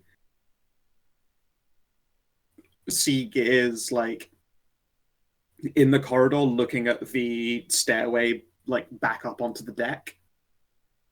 I imagine what she does whenever she tries to peek out is just grip to the railing as hard as possible so she don't fly away and peer out. Yeah.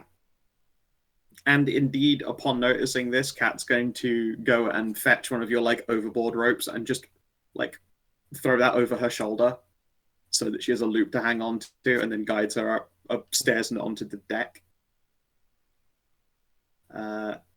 And the time that she has spent in the sun as a result of Myve's sun orb, like it is definitely by this point, to perish the pun, night and day between when you found her, like the very sallow color to all of her scales, like absolute lack of luster.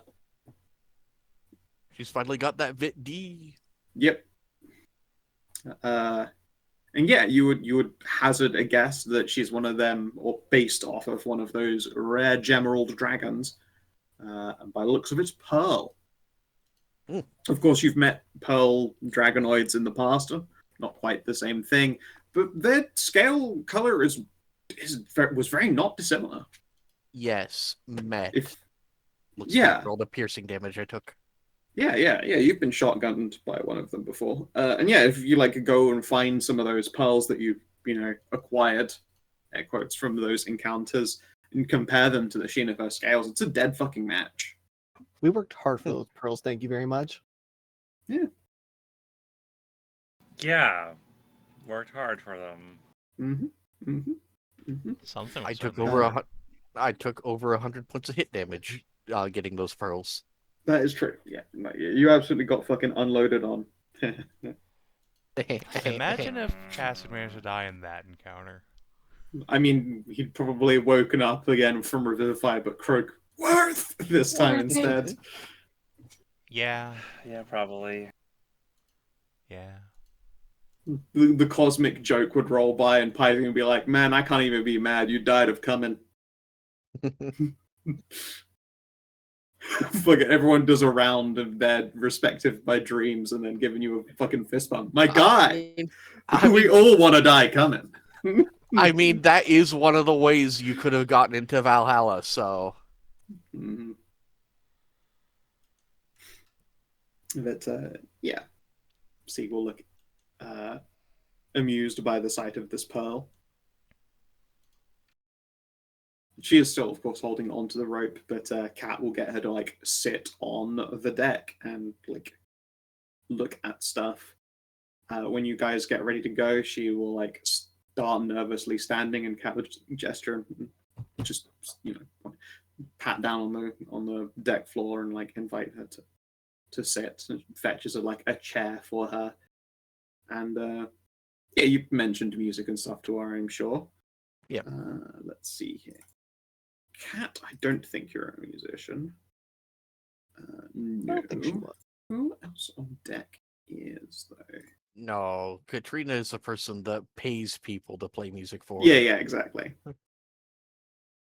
Valencia can play. She can play the hurdy-gurdy. Probably a bit complicated for Siegland, but definitely a way to entertain her. But Sieg likes drums. I'm sure we could find something for her to drum on along with. Yeah. At the very least, when Valesia's called up and has finished introducing herself to Sieg, and Sieg like looks confused when they like exchange a handshake, and she's just like lifts Valesia's hands to her snoot and like sniffs, and she's like thumbs downs and then says, "Woman." No, Valesia is woman. But I appreciate that I may not be the normal type of woman you're used to seeing. If anything, this confuses the dragon even more, but she just shrugs helplessly. At least until Valesia starts playing some music to distract her, and you guys are free to escape into the mountains. Not gonna have the curious dog that hikers find in like South America following them, and then eventually you just have to adopt them. Yep. Yeah, they will play music to herald your way back into the mountains. And Alright. Sieg will be drumming along on the deck. So we're looking for more hidden stuff, which means it's Loam time. Yeah, Loam. Loam time? No Mhm. time. Loam time. We're exploring this mountain for hidden entrances and mines and stuff like that, and you're the ranger. Okay. You can have advantage and I'll help. Sure. I suppose that'd be a survival check, or Yeah, survival's a good way to locate like hidey holes, caverns, entrances, and stuff.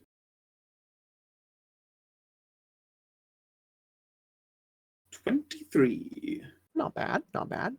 Would you like to do anything to that dice before I continue? well, I guess I do have knack still. Yeah, you get them did. back every short rest, or you've long rested, so you've got them all. I could do a knack.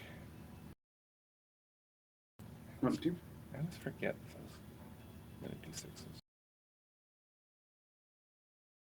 All right, 26. yeah, 26. Okay. So there are plenty of routes through these mountains that you have not taken.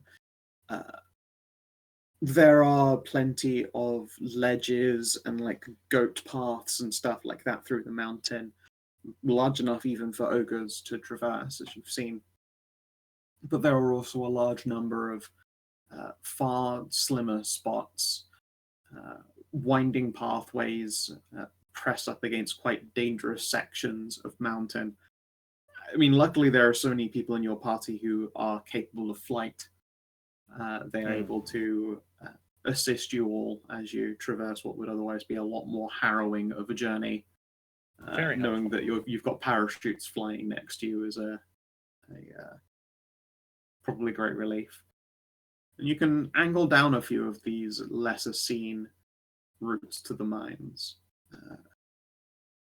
Otherwise, you're fairly sure you'd have to like go to the Elven village and then find whatever their road is up to the mine, which is presumably well trod and occupied by the majority of what ogres remain in the area.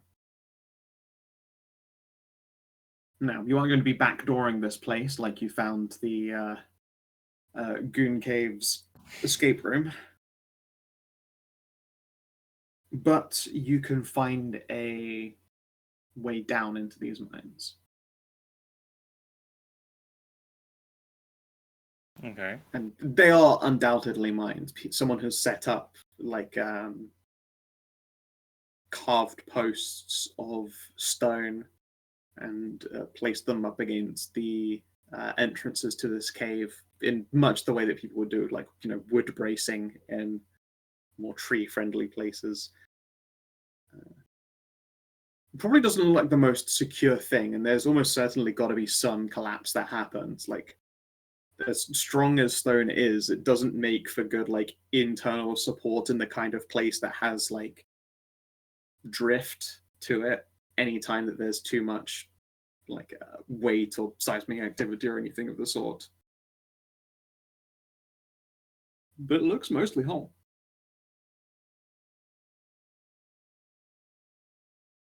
Okay.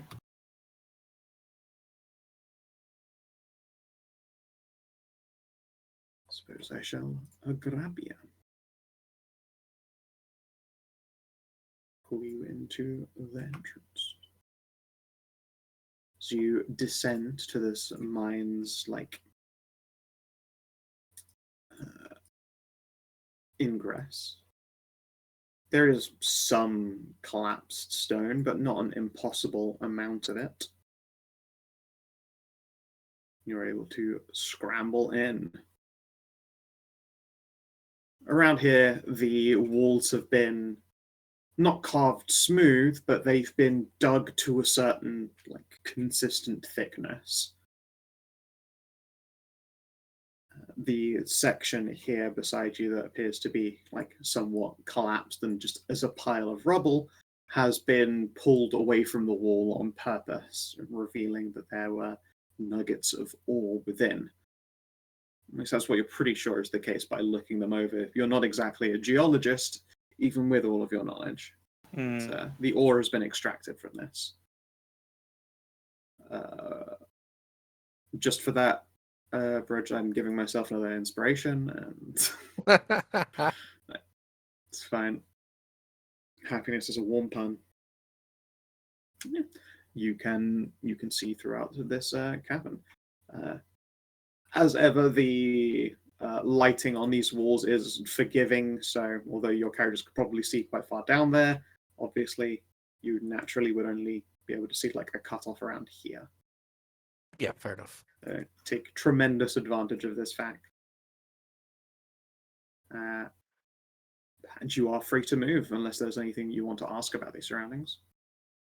Okay, I think we're I'm good to go then. We'll try and make sure we're not like too bad with walls.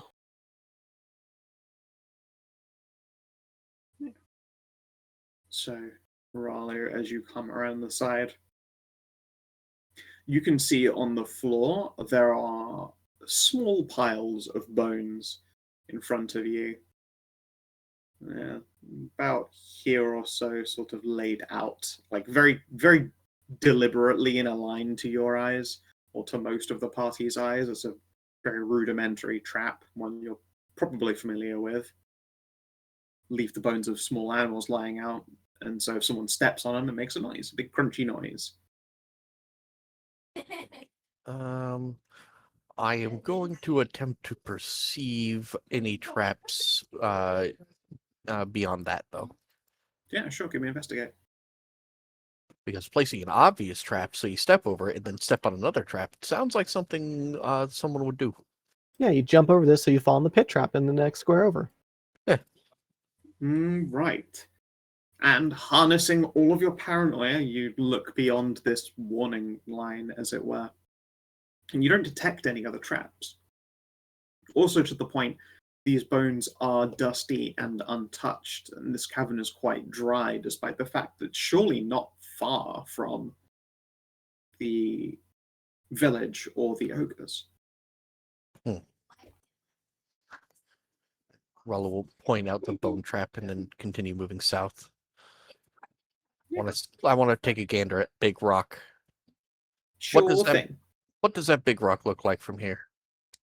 From where you are, this rock looks like some kind of great big earthen fossil, essentially.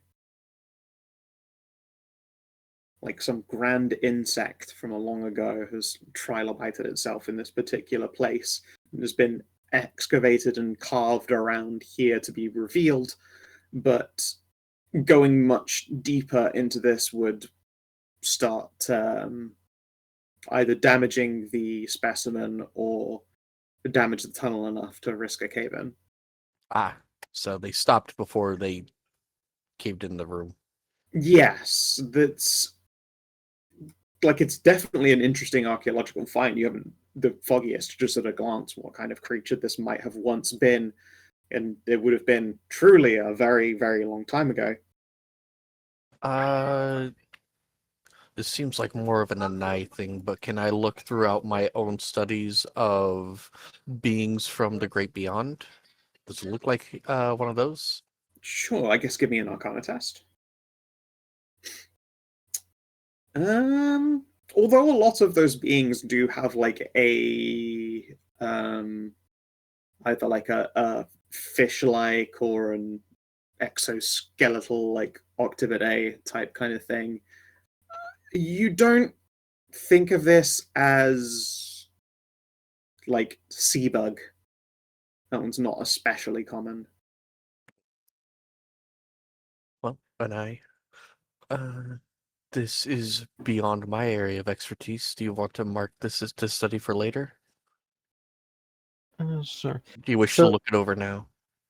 So is it like a fossilized thing, Skow, or is it like... Yeah, it's been fossilized. We see parts of a giant fossil is what she said. It's been, what's it called? Calcified? Ossified? What's Yes, it called when it's it is ossified. ossified? Yeah, it looks like some insectoid creature has, burrowed down here or been buried down here, perished, and been encased by like minerals and pressure. So the question Yes, then we can- becomes, what dug it up? The miners. This is a lead mine. Well, yeah, Yeah. but when the fuck was this place last mined, though? Do you have a way to potentially figure that out? I don't think any of us have miners or stonemasons tools. Aren't you literally an archaeologist? I am an archaeologist, but I don't. Yeah, you could use well, that. Okay. That would allow you to do things like date rocks and stone. Yes, that is what Right. archaeology is. Before the finding of fossils and anything, archaeology is at its primary dating at geology. rocks. Yeah. Yeah. Do you want me to help you on the check, on the investigation check, or would you like to help me? Would it be an investigation check or would it be a history check for archaeology? Every time I've done archaeology, it's just been a history check with the investigation with the archaeologist test.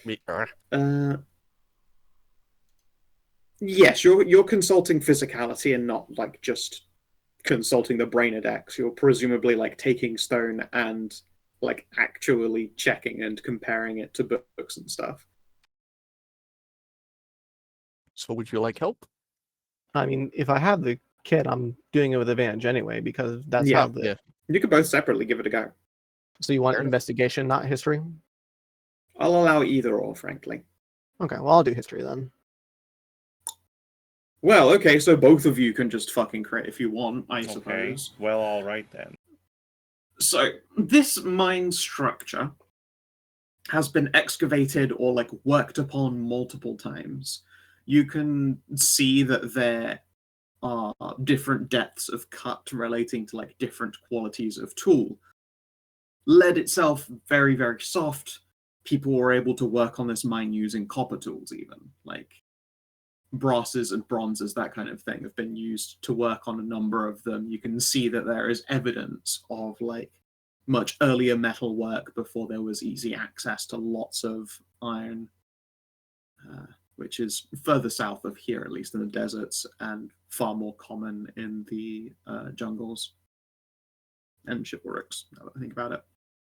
Basically everywhere but the ocean. Before iron was being commonly gathered and worked, this lead mine was being worked on. So you're talking like early years, really. After which point, those people, packed up their shit and left. And there is evidence of steel tools having worked on them. There's probably even, if you check the walls and look for like indentation or scratches, gouges, and carvings, a way to sample the quality of the metal that was used on these walls. Quite new order steel. You'd hazard a guess and say that it's probably only been abandoned for like 50 years, and it has been worked on by multiple different people at different times. So half a century, but throughout time, different peoples have worked on this mine. Yes, quite so. Well, I suppose we can mark this one for study later and then continue on. Yes. And I imagine we'll need proper, like, more bracing and whatnot before getting that out. Yeah, you'll need like actual wood for this instead, something that has some give. The issue with stone is that, strong, short, brittle also, yes. All right, am I tall enough just to step over? Yeah, totally. And pitfall. No. Pitfall You trap. step over and you do not step into a pit. I'll make the little leap and jump across it. Yeah. You see more evidence that confirms your suspicions of, like, say, 50 years ago or so. There is a mine track further up ahead with, believe it or not wooden bracing, but almost certainly like stone and pig metal bracing. Mm-hmm. Oops. So they've like stone slabs that then people have done pin wedging through instead of like hammering spikes in them. Yeah.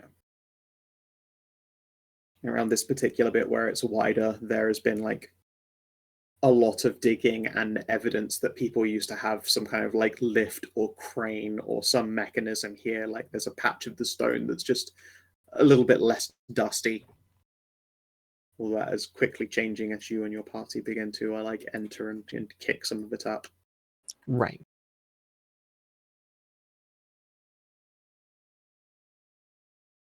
Yeah. As you peek around this corner, you detect a monster. A terrible, terrible monster. A monster You'll dong. never believe it, but A lead it eater? is a dead kobold. All right. Gonna call Poor up baby. Loam and then go forward. Figuring out how long someone's been dead, is that survival or Yeah, medicine? so survival Okay. or medicine both work. Right. We'll carefully step around the corpse and shield up so that people can do their thing. Yeah. By the That way, should have mean you checked- survival is the same number. by the way, Sure. you're in a wall.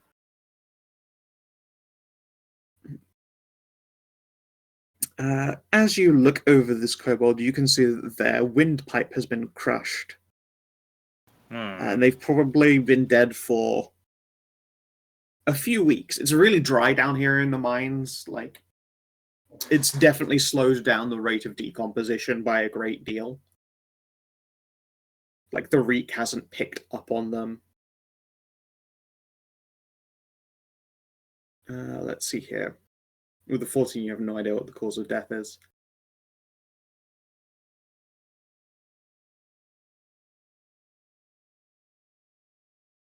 But yeah. Well, I mean, you know the cause of death is crushed windpipe. You don't know what caused that crushed windpipe. We don't see like any big stones or something like that that might have fallen to crush the windpipe.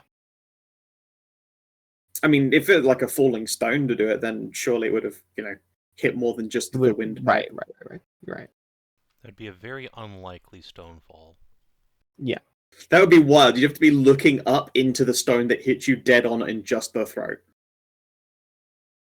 I mean, he could have been I'm down sure. on his back at the time. Yeah, it could have been lying down on the train tracks, pretending like, "Oh no, help me!" and then just took one in the throat like a champ. You don't see a rock nearby that looks like it's been used to stave in a kobold's neck. That said, you can see that there is quite a gross, gritty layer of lead dust.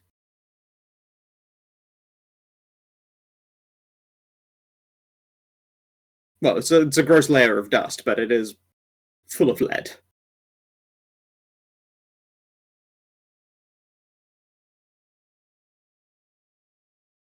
Tastes nice. It's so sweet. For all of your fine rum and pastries. Yeah. Ralu, as you turn around at this corner, you can see, even from all the way back here, like there is a section of this track that is twisted and broken away. And on the opposite end is like a lot of sheer rock that leads down into what seems just to be a hole in the middle of the mine. A big sinkhole or a rupture or something gave way. Everyone make sure to put on your Ring of Artorias before you jump in the abyss, otherwise you'll just die. Yeah. Why are you looking for the sun in the eclipse? Fuck you. My son, my son.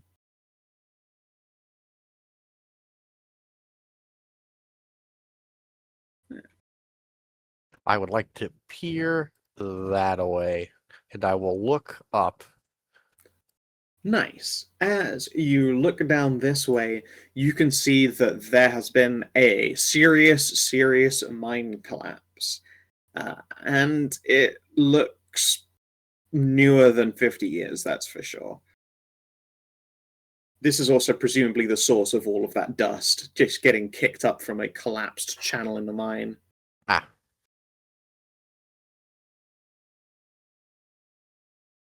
Man, the lead variant of the Rust Eater ain't doing anything to threaten anyone. I think way too fucking stupid.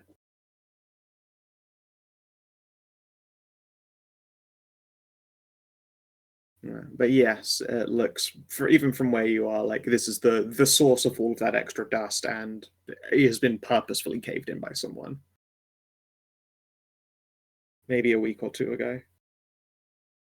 A week or two ago. Yep. Well, I mean, we can't. Same time as the dead kobold's crushed throat. Yeah. No, we can't really clear out a cave in, so we just have to like go this alternate route and try and find out what else is here. Then.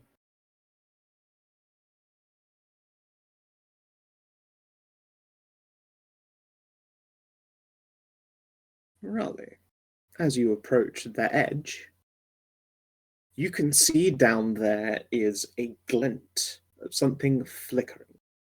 It looks like firelight, but there's a pink hue to it. Lethicite? What's that doing here? Oh no, sorry, red hue to it.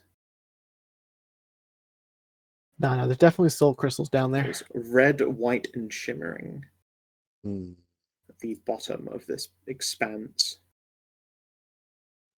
Gonna try to do a peer in. My perception's not that good. You can still do a perception even if it's not okay. Oh my God. Or you get 22. Yeah, the flickering isn't a flame of any kind. It's too consistent and wave-like. Like it is sort of this light source is rolling over and over and over itself again. You're pretty sure from where you are, you're looking down on the top of a portal, like a floating gate of light in the air. Huh.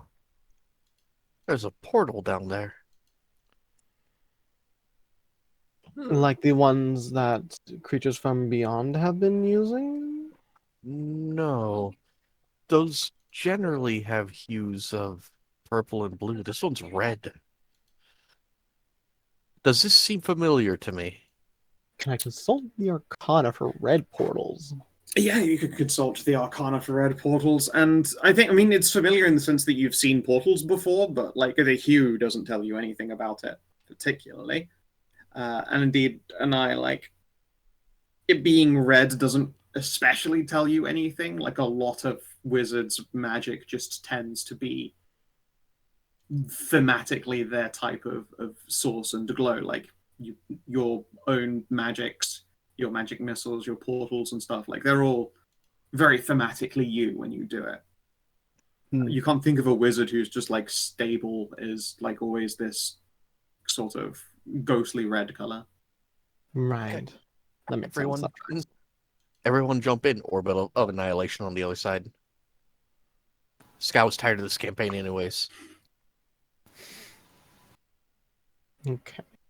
And you're pretty sure, like, if you touch the portal, you get pulled through. Like, you don't have to no portal you have to access dead on through the middle of it. You might have some awkward momentum when you enter a portal from above, but it can be done. Do we know how far down that portal is? About 15, 20 feet. Okay. Is stable, though. You tell me. I ask Anai. I suppose I'll come near the edge and now it's been pointed out to me, I'll watch it, see if there's like any hints or glints of it, like not being a consistent hue or something. Give me a perception. Okay. 15? It's pretty hypnotic. Occasionally you catch a hint of blueberries. That's tends to, reads to your mind the same as Residium. You find yourself itching for another delicious smoke.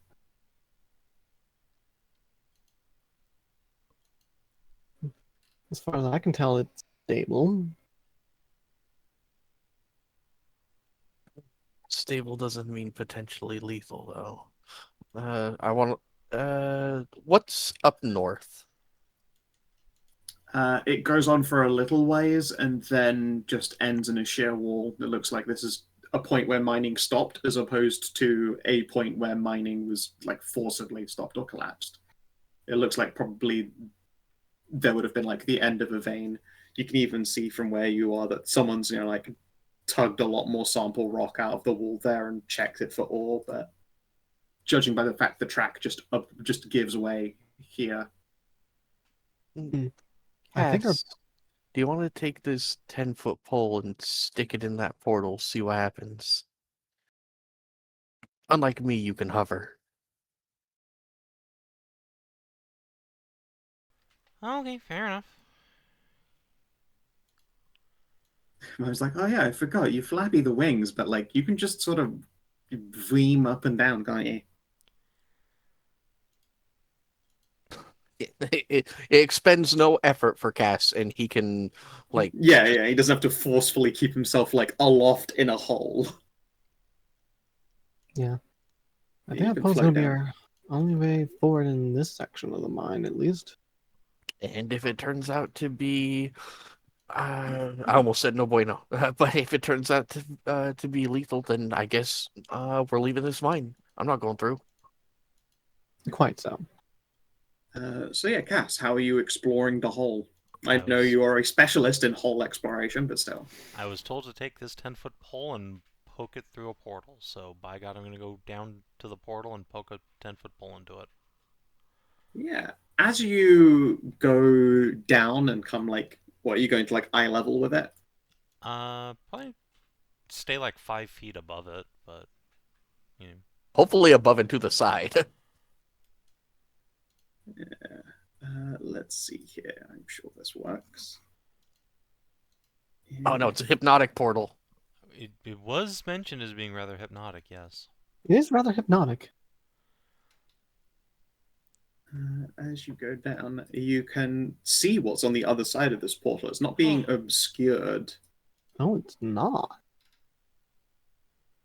It's like a clear doorway. Ew. I tried to just drag your name and put you on this other map, but it's not doing the thing. How do I move just you? You grab my... I thought I just dragged you. Yeah, Yeah. you just drag my name on there. Yeah, you should be able to drag the I've name. done it a few times. It's not doing it. Roll20 might be hiccuping. You might have to refresh. Maybe. Tell you what, I will just move everyone over, but it's going to be probably a black screen to everyone but Savin. Yes. That portal was rather hypnotic. I would be smoking up a new thing of blue right now, but Oh, I can lead see. might be really terrible. You I can see everything. I can That's see good. everything. Shit. You want me not to see? Take I that. can see Let's say. nothing.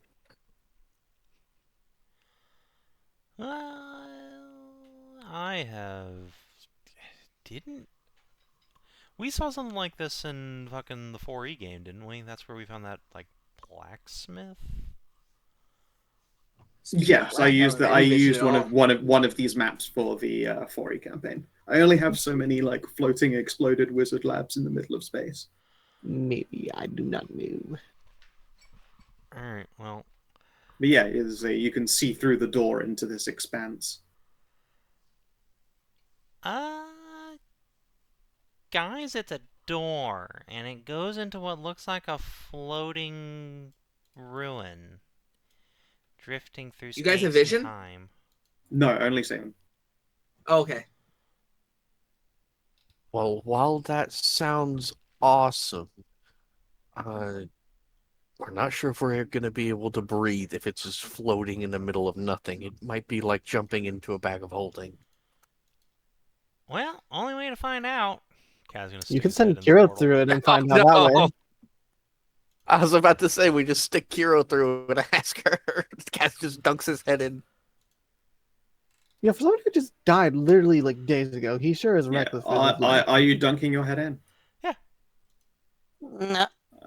As you do so, you can feel like there is this sort of pull of gravity. Like clearly, now that you've made contact with this portal, it wants you to go all the way through it. Like it's quite an insistent pull. So you have to like force yourself to remain on the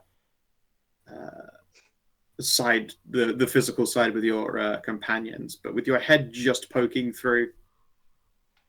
It's difficult to like pull down a lungful of air, or that's only because of the difference in pressure.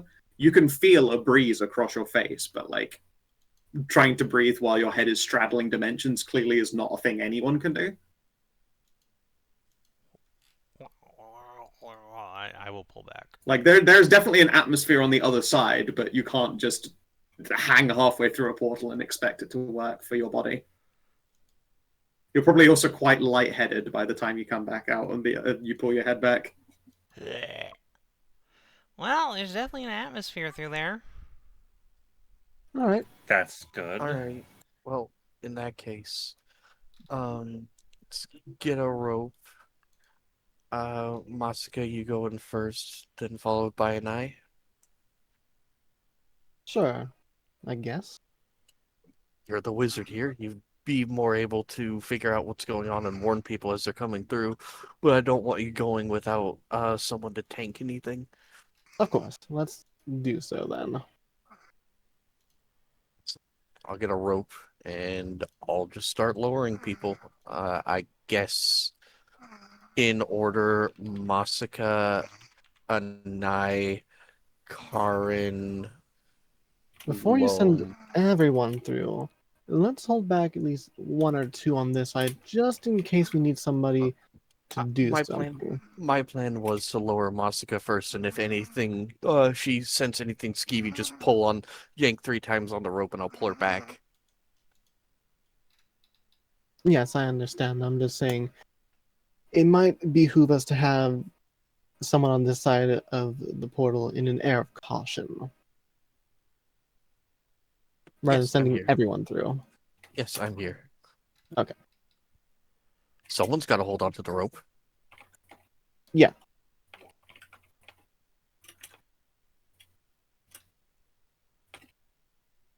So yes, we'll lower Masika down first. Okay. Okay. Yeah, Masika, you come eye to eye with whatever this is. Hedrah, you're breathing right into the mic. Oh, this map. Yeah. And so I only have so many of these maps, I'm afraid. No, yeah, don't I have get it. many. I get it. Yeah, Wizard Sanctum exploded in space. Yes. No, I don't mind you recycling this map, not by Yeah, as Cass saw before, now you see you're like hanging from a rope then, and you're looking into the portal. Are you just gonna, push yourself through? You have to like I swing think a so, little yeah. bit, but once you make contact with the portal, it's clear it wants to pull you all the rest of the way in. Okay. And yeah, you are deposited right there. All right. I will go in second. Can she pull the rope through so we have like a link between the two, or? The moment she starts doing so, you can feel the rope like it getting taut. It wants to pull more through. I have a 20 strength. That's fine. Yeah. I just want to keep this rope here in case something goes bad. I can start pulling people up. Yeah, but yeah, like if you were to imagine that rope was hanging some slack as she went through the portal, that slack is now gone because it wants to keep pulling things through. Now you're in partway between it. Guess Yeah, I'll fair go enough. in next. Yeah, it's a knotted rope like we have in high school. Should be able to just clamp her down it. Yeah. Hey, Masika, you don't even need to make a check because you've got them gigantic fucking radar dishes on your noggin. This whole Yeah. place is filled with like soft murmuring or whispering. It all sounds like one very identical voice, but it's coming from many places in this space, like all around you. Great. Well, this is concerning, isn't it? Yeah, you hear that? You hear that whispering? Yeah, I sure do. Hello? We coming, Yeah, please? when you say hello, you can like hear and feel your voice like bouncing off the walls like strangely in here. Like you could swear you actually see the like expanding waves of your voice traveling through the air the moment they cross the threshold of the stone and are hanging in open space. They become these strangely physical things, just this wave that warbles outwards towards this space here. Wow. Hey, Scout, given that I worked a Weird lot with like echo, the that's whole concept of wild magic, would I be able to tell if this place is like in that sort of thing? Give me an Arcana. Okay.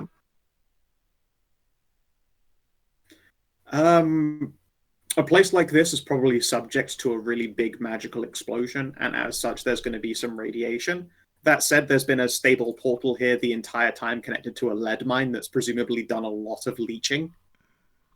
Okay. So we're not like there's been a lot of at fallout risk for- control. You're not at immediate risk. If you go in deeper or stay like hug pieces of furniture for particularly long, then yeah, sure, maybe you'll risk mutation or random effect. But no, thankfully, this is the most stable place a very unstable space could be connected to.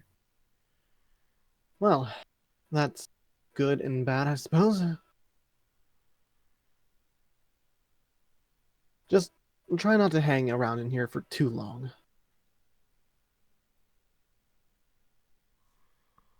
Okie dokie. Who next? Karin. Alrighty. I'm gonna go Karin, Loam, Mive. Okay. Or Karin, Okay, Mive, Loam. let's see where the fuck am I? So I am. Mm-hmm. Stay on the path. Make sure we don't just jump off into the void. Giselle looks like a retarded. Yeah. Wasn't specifically directed at you, but in general. Ralu will have said, 2 yanks for me to come down, 3 yanks for me to start pulling people out. Otherwise, she's going to stay up top. Might would probably give you the old 2 yank. All right. Can I use a use of adventurer's kit to properly anchor this rope? I mean, you're right next to a large selection of rail track. You could just secure the rope to that. Okay. Yeah, you don't need any special tools to like tie a real motherfucker of a knot with all of that like material right there to work with. Okay. Then I will fly down. Yes. Okay, book. So, whatever we do in here investigation-wise, try not to touch anything for too long. Otherwise, we might run the risk of any wild magic mutations. Oh boy, Cass says he starts licking every orb he can find. Orbs, orbs, orbs. Or teleportations, I guess. I found out the hard way. What was this? Was this place a library? There's too many bookshelves to not have been. A lab, maybe? I mean, Architecture as well. I would have thought a wizard's lab. It's not an unreasonable amount of books to have in just the lab. True. What happened here? Obviously, a magical explosion of some kind.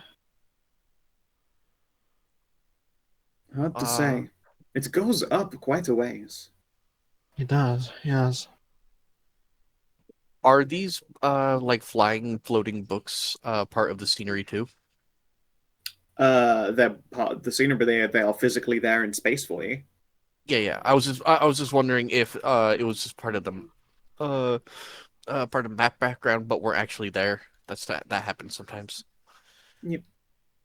Are any of them glowing? I played enough video games to know that the glowing, pulsing books flying around in space is the important one. You can see 2 books up here that are glowing. They're quite a ways up though, and there's also one here trapped in that nebula. What's quite a ways? Fucking 10 meters diagonally towards it, past a pillar that's idly floating. Okay. So Savin, what's the range of Cass's mage hand? 10 meters, I believe. Let me see. Yeah, 10 meters. Swishman, do you think you can grab one of those books? Not with your hands. Tug it over with mage. Can you tug it over with mage hand? Sure. Cass like perpetually has mage hand just cast, so Invisibly and hanging around, yeah. Yeah, so he will send it on up. Yeah. How do you feel through the hand? Like, You clearly, don't since you, really- well, no, you're a mage handler elder man, so surely you have the ability to read tactile sensation, even if it doesn't feel like. Yeah, you can like get feeling. tactile sensation from it. Yeah. So presumably, are you utilizing it like that, or are you fully shutting yourself off and just setting the hand to do the basic job of grabby? I don't know that you can just be like, nah, I don't want to feel anything. Okay, then yeah, as it's your mage hand moves, it just basically just appears where you want it to be, like at the distance. It doesn't really move through air like that unless it's interacting with an object and holding it aloft. Mm-hmm. The hand is soupy as it moves through this space, like it's almost careening with momentum, even though it's you know for a fact it's your mage hand. It's going to stop the moment it reaches that book, but it's carrying momentum as though it might just tumble on and on and on. And then it reaches the book and grabs it. It feels solid and real in the mage hand's grasp. All right, well, if it feels real, then I shall try and bring it back. Yeah. And you bring the book back towards yourself.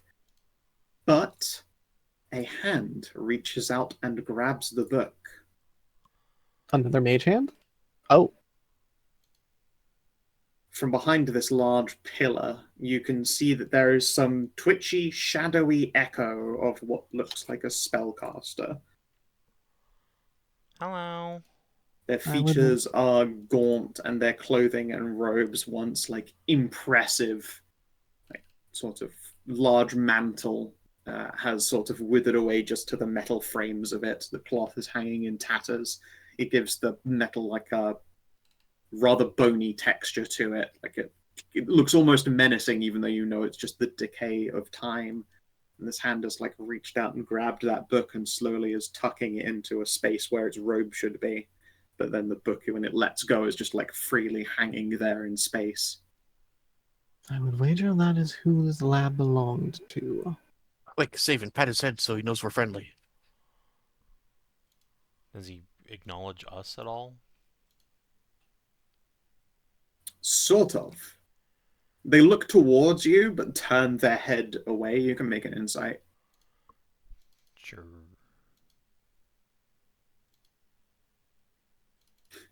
You'd swear this being looks scared of you. They're trying very hard not to make eye contact with any of you. Just like, you know, they've instinctively grabbed this book and then gone, fuck, they're looking at me though. They're looking right at me. Oh, I hate this. And they just continue to avert gaze from you. Hello. We don't mean you any harm. Once again, your voice seems like it travels out towards them. And you swear you hear it over here somewhere on your, I guess your left, to the east. Well, I don't think he can hear us. Well, hang on. Ralu will pull out a Cass will grab piece. Ralu's ass. Oh, there's more of them. Yeah. Here's a wheeze fucking. Yeah. Spooky.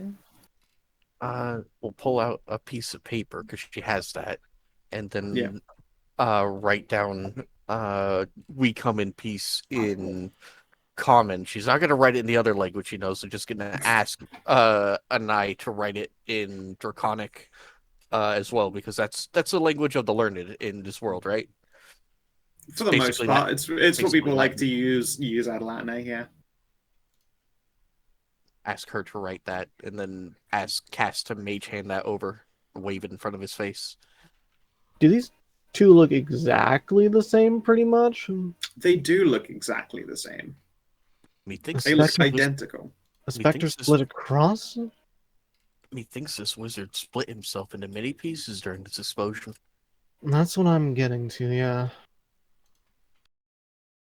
Oh, yes, Karin, with your insight of 15, you also think that they are afraid, but you think that they are afraid for you, not of you. Oh. I wonder, given that we see like this guy being like perfectly split across like this, can we do a perception to see if like this is like a perfectly mirrored type thing dealy at some areas, or Sure, give me a perception. okay. 16? They look identical. They are not mirroring one another's motions, though. No, I didn't mean like motion wise. I meant like in general the area. Like if these guys been split across, like if like the actual area itself is split too, that sort of thing.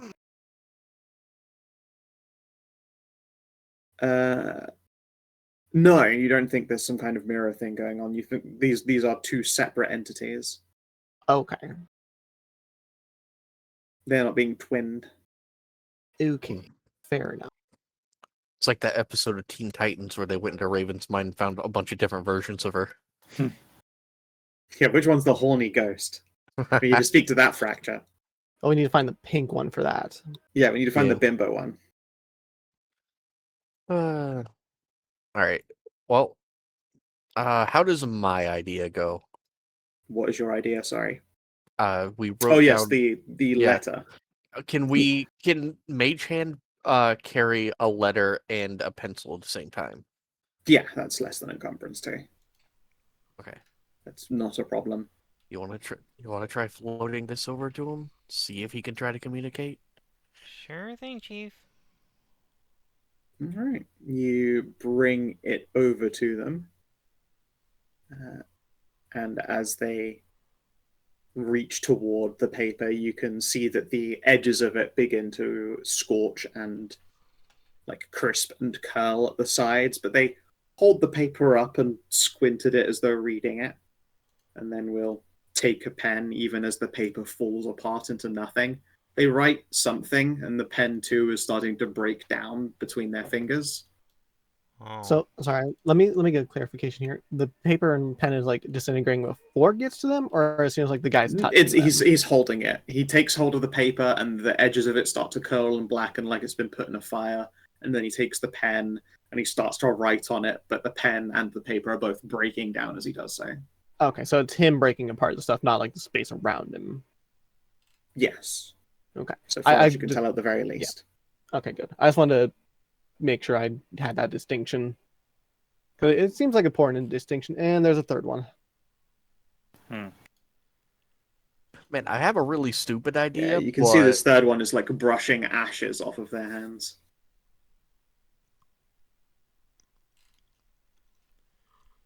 I mean, I do have a really stupid idea. It might work though. What is the idea? We do have parchment, and I have a fire resistance potion.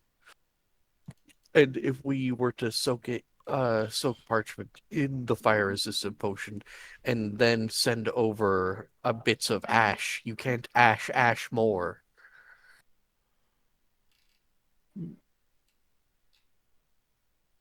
One You more can write thing. with ash. One more thing here. So you said the new one was wiping his hands of the ashes, right? Mm-hmm. Was this guy wiping his hands of the ashes too, or was he not? No, they have not. There are still ashes clinging to their hands. But they didn't like try to wipe him off to begin with. No. Splitting of timeline based on decisions?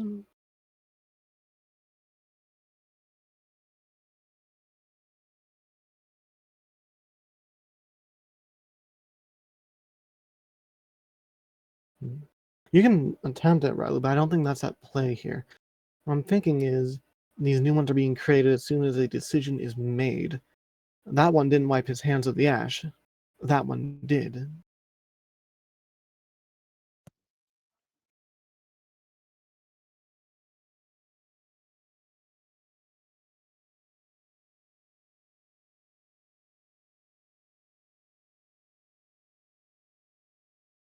Did I lose people? They're still here? No, everyone's just being fucking silent. Yeah, it is a conundrum to be sure. Yeah. Because I genuinely don't know what's going on. Let's see here. Is this the Wizard. only space that we see in here? Like, is there any other like actual defined platforms if we look up or down or something like that? Like, this is the only like circled space or something? You are fairly sure that somewhere like above and south of you is another platform. All right. Do they react if I start stepping forward? No, not really. I want to search around this. What this? Okay. This is the clearing to what was probably a study.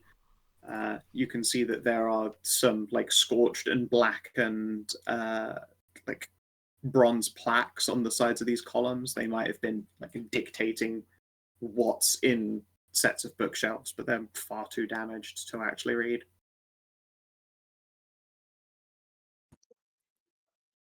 All right. Is that book still intact? Yeah, there is an intact book. It is hanging there, open. I mean, the spine's probably been horribly bent, but otherwise the book is there and whole. Carefully peer over it without touching it. Yeah. The edges of this book, at first you think they've been burned and smoldered, but you can see that they're just covered in a thick layer of ash. That's a spellbook you're looking at. All right. Can I take out my archaeologist kit and start brushing away at the ash? I don't know if touching this would cause it to disintegrate, so Yeah, of course you can. You pull out your kit and you give it a little brush down. It's another duder. it clings to the edge of the brush. It looks to be like normal, like post-fire ash, like explosion or combustion. It must have happened near this spellbook, and the spellbook was left unharmed due to its magical nature. Anai, come and look, take a look at this. It appears to be a spellbook. All right. It's magical in nature, so I don't think it will disintegrate upon touch. When the fourth one appeared, by the way, did it do anything, or is it looking at us, or what? That's a good question. Give me a disadvantage perception test. It's mostly behind a wall. Fair enough. 16? Yeah, they scratch their head perplexed.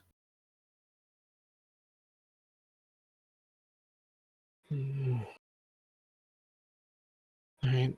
Keep a very good eye out on everything here. I have a feeling these things are appearing based on decisions, but I'm not entirely convinced of it. I'll look through this book here real quick. Just stand next to me. I can't protect you if you run off. Yeah. And I guess I'll start looking at the spell book here and trying to figure it out. Yeah.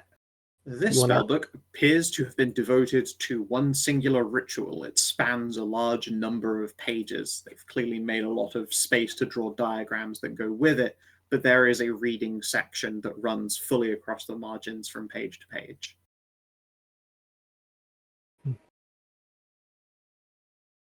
Is it a realm magic ritual or just a regular ritual?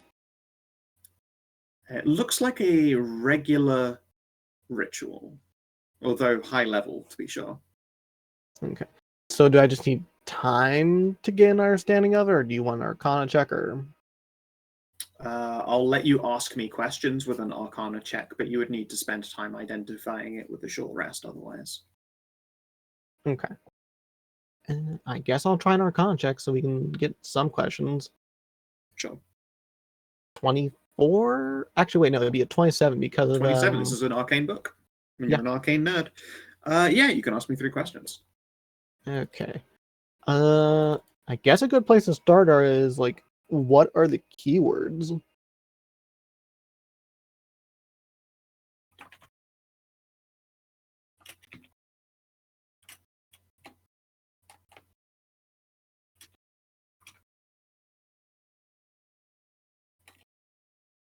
Hmm.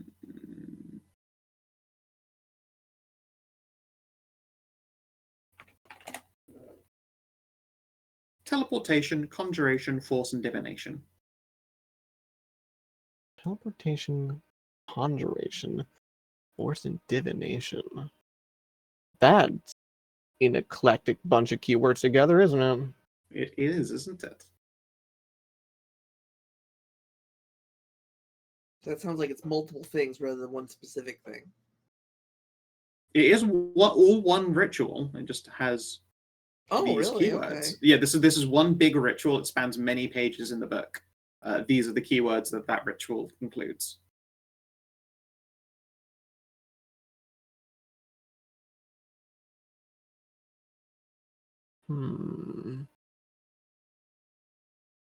Force is what's throwing me here.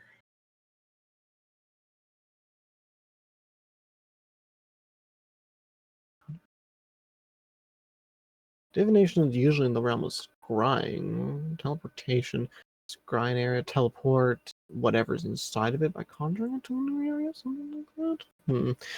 Don't know enough yet. I get 2 more questions. Correct. He wanted to teleport himself to a conjured, forceful angel waifu. Of course, this is Incel Island. wait. I forgot. You just gave me an idea straight. It might actually be like a new variant of teleportation that scries an area creates a teleportation circle there and then teleports you to it. I mean, that would be pretty OP. This is a high level Would be, ritual. but it's a big ritual.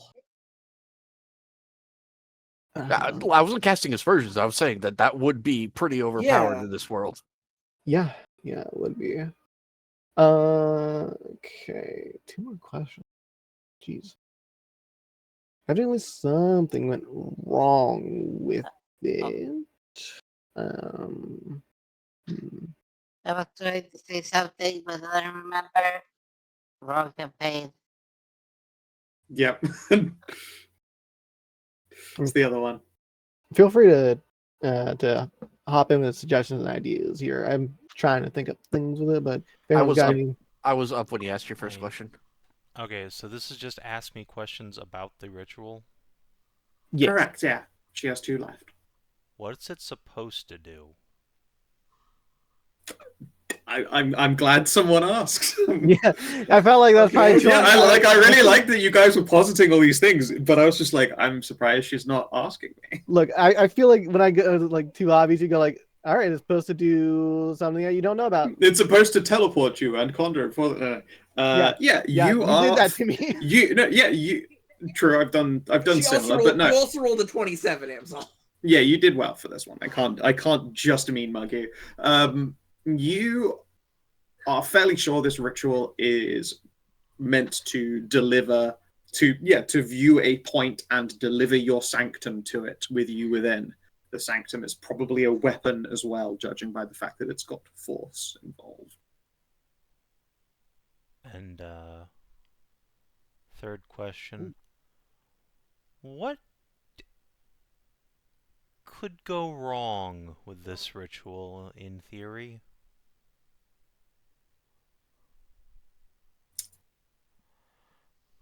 If the person who is performing this ritual were to die, the sanctum would be destroyed.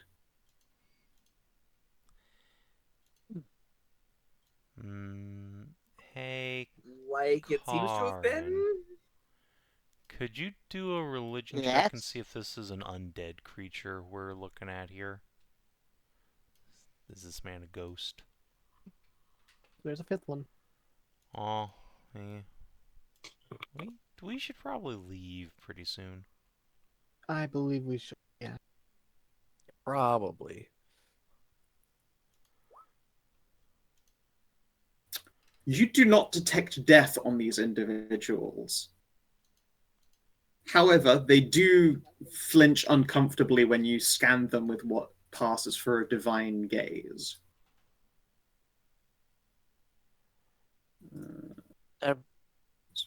Would happen to be void, like opposite of. Oh, and the 6th.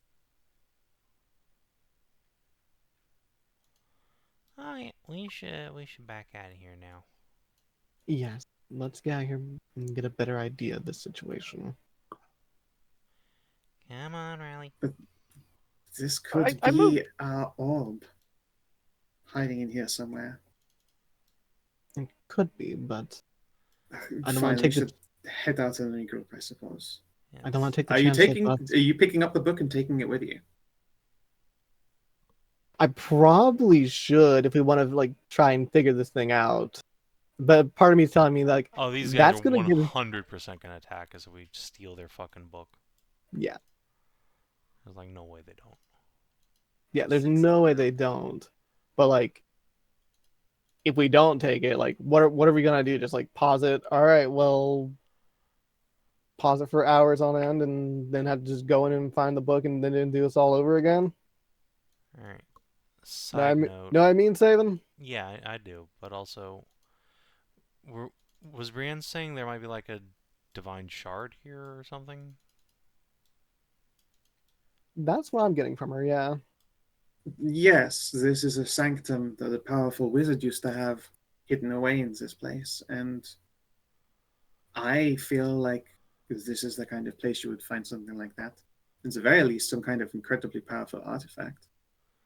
There is an entire other platform up and Yes, down I into the don't south. know how we get up there, though. Cass just spreads his wings. I don't feel good about crossing that threshold. I saw what your voice did as it passed it. Don't want to get you splintered across. That's why I asked you not to fly and pick up those books instead of use Mage Hand. Scout, I'd like to Ooh. detect magic on the barrier here. What kind of keywords are we looking at? This you can you can tell this is not a barrier in that sense. This is just an expanse where physics is kind of fucky. It's a little bit wonky. You know what? With that crit, the space around this platform is still in the process of being exploded. Time is fucky. You were anchored here and your mage hand reached out and it felt like it had this weird momentum. It's only traveling to one point. It basically teleports and returns. But it couldn't. Oh, man. It moved. It transitioned through the space instead. Oh, so it's in the process of this one wizard being blown apart to the winds? Oh, no. Yeah, and I know this, and for the stupidest reason, it's from Red versus Blue, but just because it's really, really slow doesn't mean that all of the momentum isn't there. We're just viewing it from a different time scale. So if you were to touch someone, like Donut did, who was in the middle of delivering a really forceful punch, but, you know, they just look like they can't do anything to you. The moment you touch that, all that momentum is there, just slower. So you're going to get thrown into a wall. Well, that explains why like, the things burst into flames, and if it's still in the middle of the explosion. Yeah, they're standing in the middle of it. The scroll and started writing on it, even as an explosion consumed it. Oh, okay. I have an idea, but I'm going to need you to copy that ritual first. His spell book survived. We could send the spell book through to have him write in it. I mean, I would need to have actual hours to copy down the spell. Can we just send a different magic writing surface? I'm sure we must have something. My spellbook isn't magical, but It doesn't have to be a fucking spellbook. Could you not just write on the back of a scroll? It's a consumable. I don't think that's got the same durability as juicy. An item. Actually, really what we need is the magic writing utensil, because we could just send any old magic thing through and just let him write on, like, I don't know, a helmet or something. Wait a minute, we just need something that's sharp. Hold on. If we get something that's sharp, he can just scratch like a fucking... like it's a tablet. I suppose... tell you what, she will reach into her boot and pull out a +1 dagger. Great. Now we just need a surface we don't mind getting defaced a lot. Something that won't get completely destroyed by an explosion. Ralu, what about your, like, pancake shield? I don't think the dagger would be able to scratch that. That's too strong. It's been reinforced multiple times on the surface, but maybe on the inside. Remember, I reinforced this with several magical items. I'm not sure it's going to be able to pierce even on the backside. Yeah, no. We'd be best off finding just actually a piece of metal. Wait. The worm bone plate.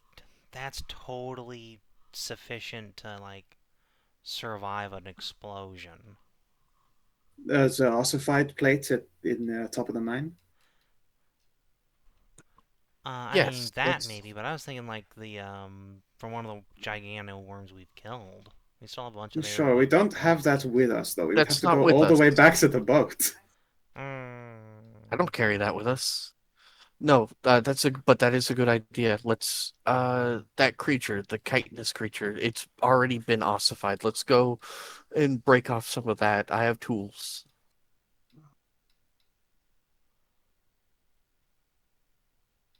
Yeah, wants me to do it since I can just, blink up from this portal. Sure. Yes. Here. Ralu will hand her her magical masterwork smith's tools. Excellent. And yeah, Brienne leaps back through the portal. Looking through it from this side, you see as she looks up, and even as gravity starts trying to pull her down further into this abyss, she just whoop, like vanishes upwards.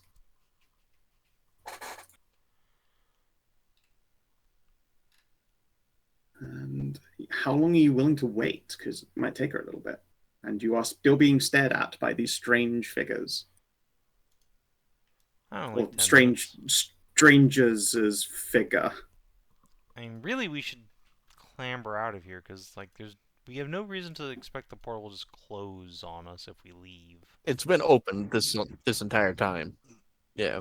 Yeah, we should I suppose I'll withdraw for now.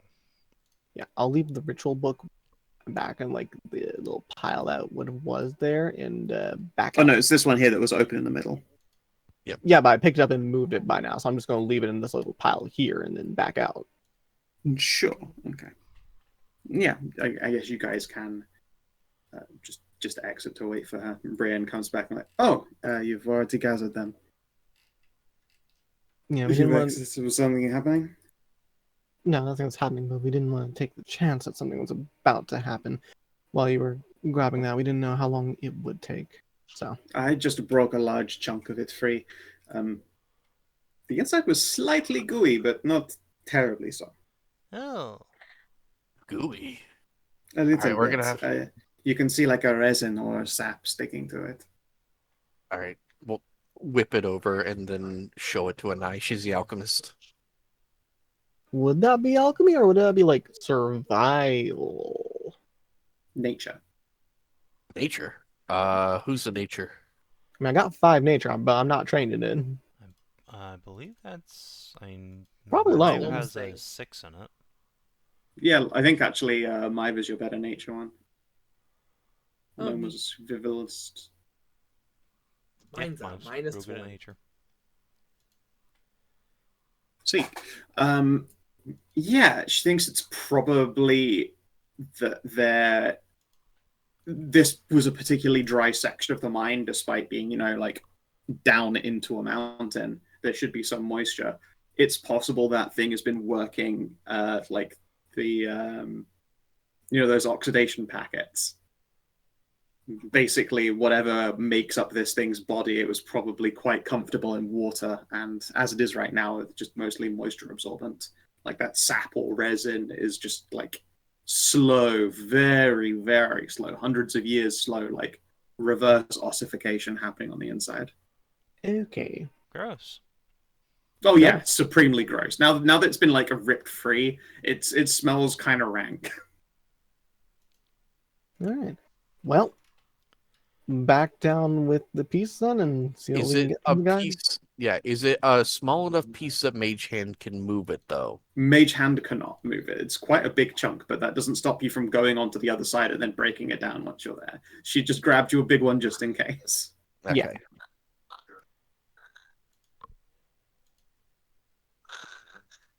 And yeah. Once she's got you all back down into there again. EP Hedrah. Nope. No, stay with us. Nearly there. I was there. Don't worry. This time it was there. All right. So you are back on the other side. You have a quite gross smelling, like meter long plate of this like ossified bony thing.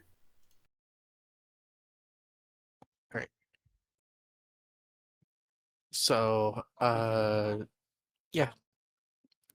Cass, how much do you need me to break this down so your Mage Hand can carry it? About the weight of a, I don't know, a mace or something. Mm. Just a few pounds. Flat surface would obviously be ideal. You could probably like chisel it something close to flat with your smith's tools. The figures are still doing their like kind of looking towards you, kind of not thing. Terrible we had to do this to a fossil, but it's the only option available right now. It is probably for the best. I thought, So- I wish I'd been wearing my gloves when I touched that thing. I didn't expect the back to be sticky. You can only imagine how haunting that was. All right, Ralu will hold up a piece after a bit. Can you move this and a dagger over to him? If you can move one, I can move the other. I can move both. It's fine. Okay. Yeah. All right then. All right. The mage hand delivers this platter with a dagger on it. And the to which one, I suppose I should ask? The one that initially tried riding. The one up here, then. Sure. Yep. They accept this and look down at you, and then will hold the dagger and start to scratch into this thing. And even as you do so, like, you can see the edges of this ossified thing, like the back of it where it was sticky and kind of wet is starting to like steam and sizzle as ashes are beginning to creep around the edge of the plate, but it holds up long enough for them to have scratched something into the surface before handing it off to you. Alright, I will take that back. And because they were trying to freehand a dagger into a plate in the midst of an explosion, I'm actually going to write this out freehand in Roll20, right? And you're just going to have to try and understand it. Oh no. I think that's the funnest way to do it. I will try and be kind. She's gonna write it in French too.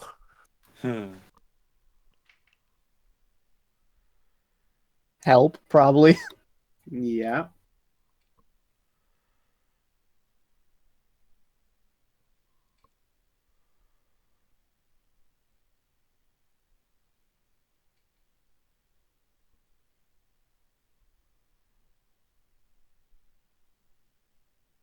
I am already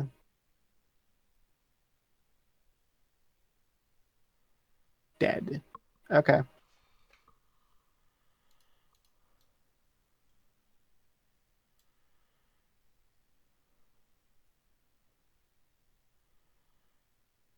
And then you see them jab the dagger, which they're still holding onto, into their chest pointedly.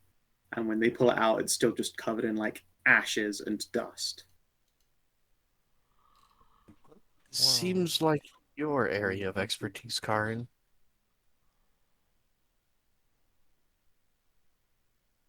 It's too deep in the EEPROM with that.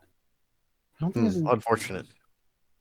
the issue, though, is that he's not completely already dead. Because if he was, then the space would already be collapsed. But it's in the process of collapsing. I know you're a powerful wizard, but I don't think you can cast dispel magic that good. Yeah, we'd need I realm don't- dispel.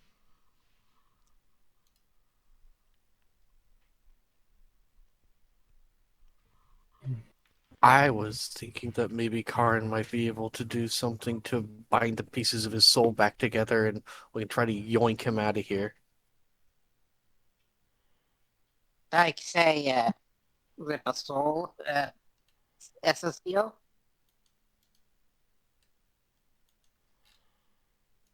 Maybe. What's the If he range was on If he was Skill, is it powerful plus? enough to be. Range 13, okay. See, that's 13 for me, at least. Yeah, it's range 10 normally. She adds 3 to all of her ranges thanks to a magic item. Yeah, hang on. Hmm. The other side, so the other side has been burned off, right? So it can be written on. Yes. You'll have to like scrape the goo out, like the burned, sizzling goo off of it, though.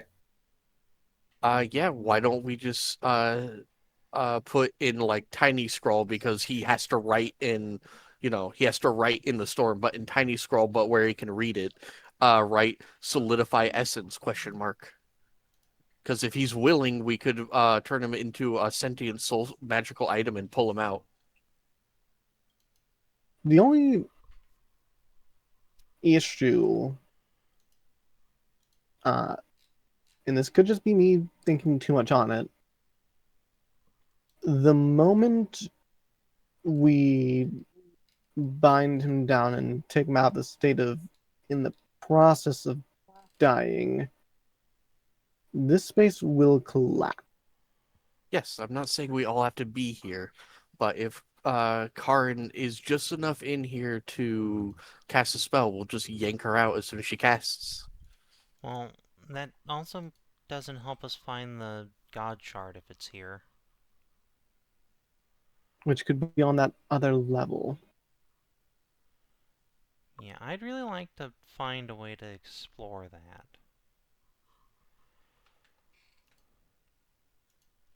All right, well, we have many fragments of this bone, now that I realize. He didn't throw away the dagger, right? Correct, you're still holding it. All right. Pick up another piece, and then on one side, do you have any chemicals that can get the goop off of one side so he doesn't have to wait until it all burns off? Got some Probably. acid. An alchemist kit. You got an alchemist kit, you can just like quote unquote. In fact, spend a use of an adventurer's kit. Sure. You probably have like turpentine or something. Yeah, sure. I'll spend adventure kit use if you want to do that. All right. I'll write on one side. We will how to get to upper level. And hand that off. Okay. Again, he accepts this plate once it's delivered.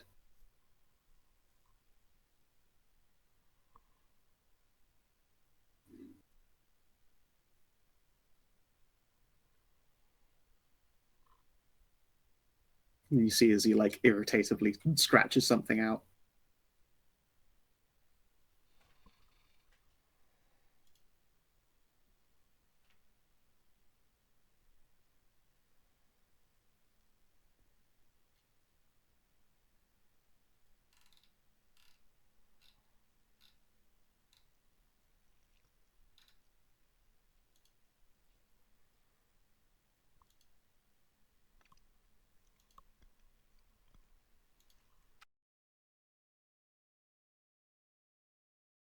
My beast guards it.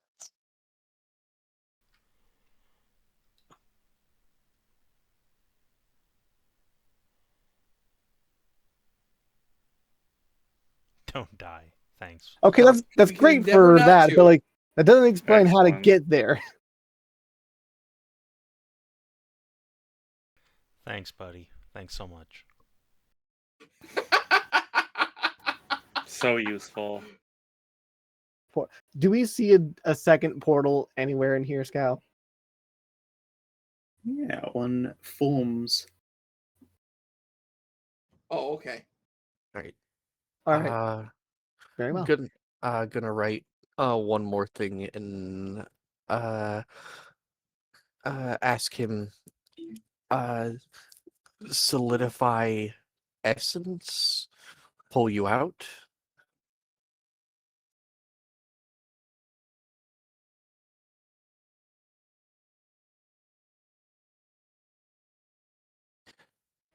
Yes, obviously.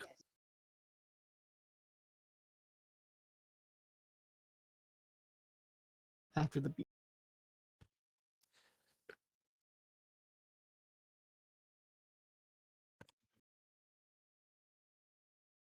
Oh, we need to move. God. After the beast, move fast, run. Yeah, go. Give him a thumbs up. All right. So last thing we'll do as we run out after getting to the upper level, solidify essence this guy, take him with us, we leave. Sounds good to me. Okay. I wouldn't want to be trapped in some horrible eternity. No. No. Yeah. Do you think he's been experiencing being exploded to pieces this entire time? Yes. Probably. Yes. Let's Yeah. be moving though. They're still multiplying. I've I reminded the experienced a slow very explosion long... from Invader Sim. Yeah. All right. Let's move fast. Try to get the shard. Get this guy out. All right. Pick your order of entry. It does matter. I think I'm going first again. Yeah, I'm Sure. good with how this is. Okay then. You can go. Oh, well, up pre-buffing. No, we're not really time for pre-buffing. We just gotta go. Go this.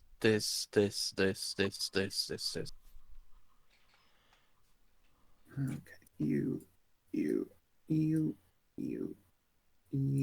Ooh, fancy orbs are glowing, spinny on this. Yeah. Yeah. As you appear up here, you need to be there. As you appear through this portal, you can see that this place is visibly less exploded. Instead, it looks more like everything is collapsing in towards the explosion, like support beams and pillars. In fact, you're sure that's what most of this is, are like falling away as the source of the explosion has taken them all out.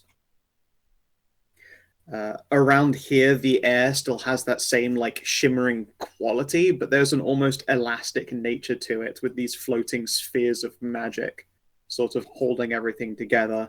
Like you see these golden films up here were probably once like magical platform bridges. They have instead been stretched upwards. You might be able to literally walk vertically up them. Oh, jeez. Okay. And up there on that other platform, orb. Orb. Orb. But most importantly, as you were warned, stepping out is a real manticore. I'm a real manticore. Yeah, it's What a the fake fuck is that you- thing? or The fuck is Nuh-uh, that? you are a fake manticore. This is a real for realsies manticore. I swear. The lion body. Yes, and the extra teeth. Eh. I don't like feral art. Scorpion tail. And a big scorpion tail. That's right. Also, I had a lot of fun with this thing's attacks, with the names of its abilities. But you'll have to find that out next session. Okay. what Yeah, do you fair. mean? As this beast steps out across the edge of this stone, crushing the edges of the parapet with its claws, and great big bat-like wings like flip outward. You can see a scattering of stars on the inside of it, like some kind of cape. But oh cool, we're in the distortion world. Yeah, this is Manticorina O.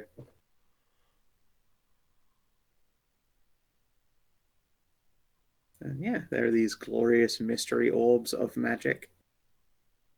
And yeah, sorry, I'm a little on the tired side myself. I know Devi's falling asleep in his chair, and Hedrah has fallen asleep multiple times in hers. Wylder does that every session. Truth, but still, I myself am also knackered. Okay. I found the reason why you also can constantly hear that. Crisp wasn't on. Oh, so sound So- capture wasn't like hiding your wasn't suppressing your quiet snores. No, it wasn't. It not suppressing that. It was. It upped the sensitivity of my microphone by an extra 20 decibel without me knowing. Mm. So I turned that on, turned Crisp on. Suddenly, have you heard anything? Anything at all so far? No, I hadn't heard any noises so far, but there was still plenty of time. Yeah, that's what I noticed that. They'll be like, It I'm is- awake, it is- I'm awake. It's I'm not okay. asleep. All right. Well, in which case, I suppose we can get a little bit started. But I was actually thinking, first of all, while you were underground, the days finally progressed, and we have some stronghold turns to wrap up with. Oh my god, we're doing stronghold turns. Yeah, you bet. I'm gonna pause a Yes. boss fight to do menu management. All right, let me scroll like so far back in chat from what my actions were. All right, how far back in the primordial evolution is this creature to me in the timeline of human evolution? Are we talking Placidipus?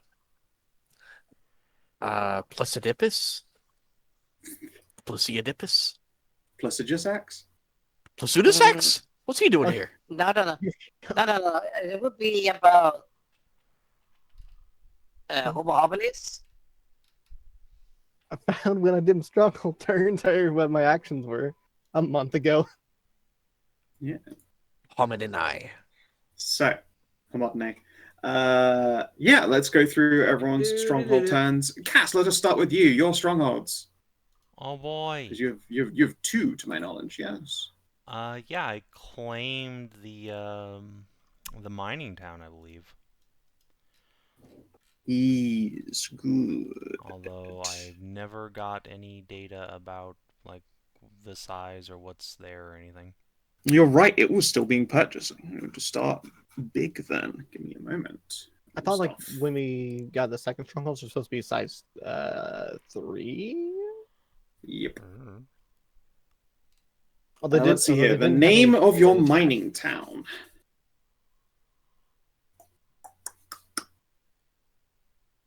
Hell, you could name it if you want. They've never had anyone rich own their stuff. You want to name a town, Cass? I mean, yeah, but I'll have to think on that for a bit. I'll get back to you. Town dick butt. Imagine. That would be so fun. Hello, mining. Hello, No. mining. Welcome to Tasha. Tasha Town. Yeah. Population fluffy. Because somebody likes to dig.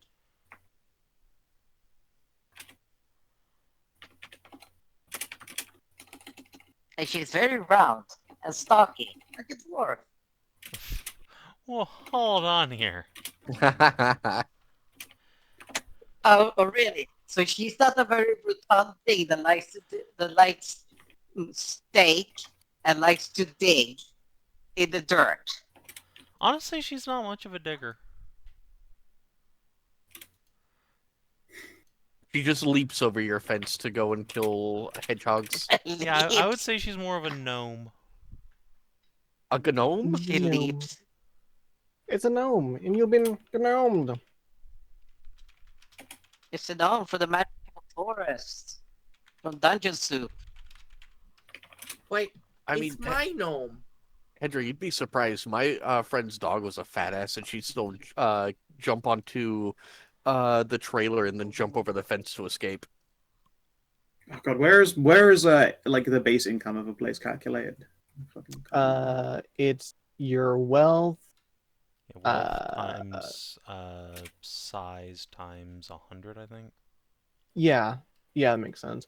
Wealth times size times 100. That would be why I have 900 as the base income there and 1200 as the box tower.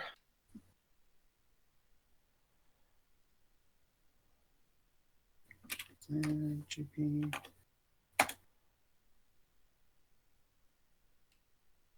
Although like these strongholds that we picked up from like the contracts are supposed to have starting stats, I did not get any aside from like the +3 wealth. Yeah, no, this is going to be baseline. Although this is actually a functioning town, so it will have a facility, but you need to construct other ones, frankly. Let's see here.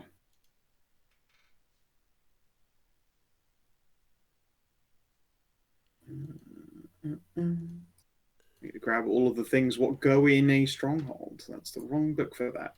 That's the Northern scale. Close that. Chef. Core rules. Stronghold thingies. Go. Stronghold. Stronghold. It's under statistics, isn't it? Is where all of the facilities are, yes? No. That's under Oops, chambers. there they are. Chambers. This.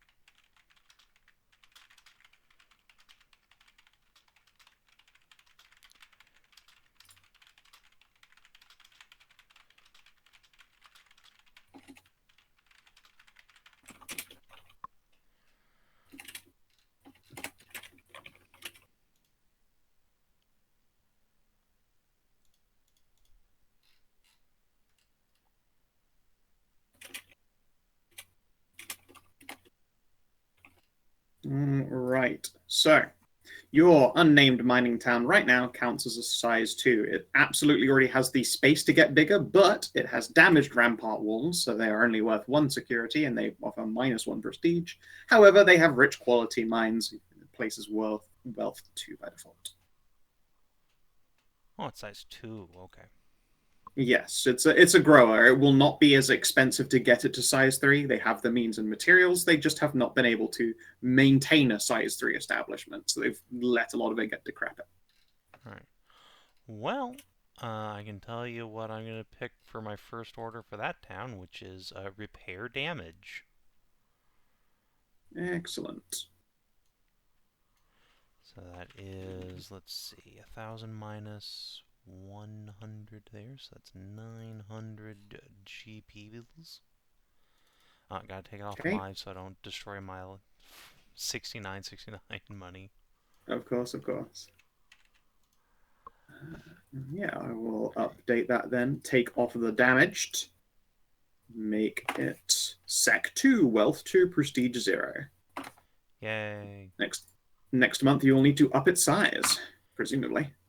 Yep, probably. Okay. And the golden cackler. Oh, you do still make off of it 400 GP. Yeah. Yep. Happy Not about bad, that. not bad. The rolls still happen, don't they, as well, even though you're just repairing? Yeah.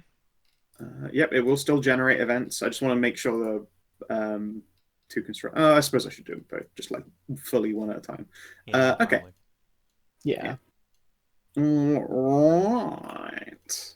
And then we go back to Forbidden Knowledge for the event generation. Roll me a 3d6, please. Alrighty. 9. Tell me what you get. 9. A setback. 1d10 plus prestige. Plus, which is now 0. Now 0. Yeah. Alright. Hold on. Where's this going? Fucking, there we go. Okay. Oh no. A 1. Oh, What'd you that's get? bad. A 1. You know what? This isn't a surprise. Finances are in arrears. Unexpected financial burden strikes, reducing their wealth by 1d4 for this turn and next. Roll plus prestige on a 13 plus, reduce the time to just this turn. Alright. Well.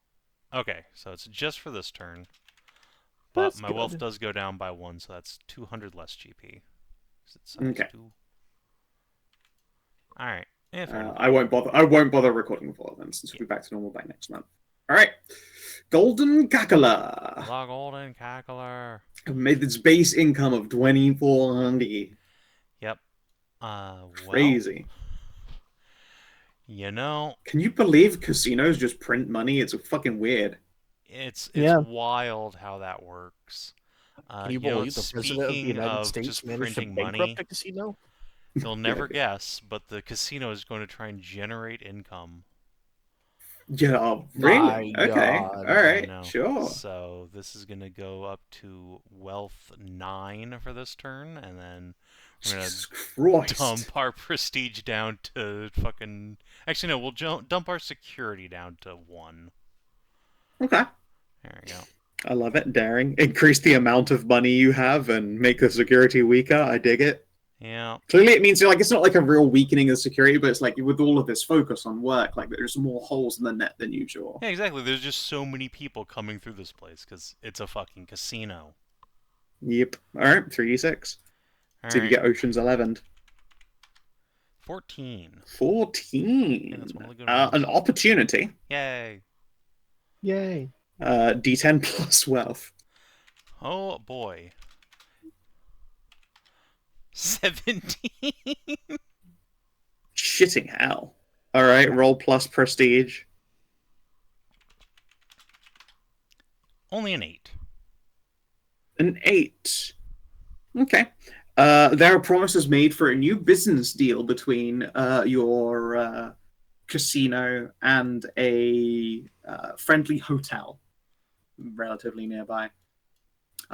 Promise has been made, but there's not been really any like major agreement hammered out. But that does give you +1 prestige next turn. Nice. We take that.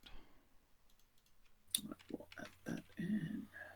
Alright, and then I get a fat stack of fucking money. This thing is what, size 4? So that extra Yeah, size 4. 3 wealth is an extra 1200 GP, so that's 3,600.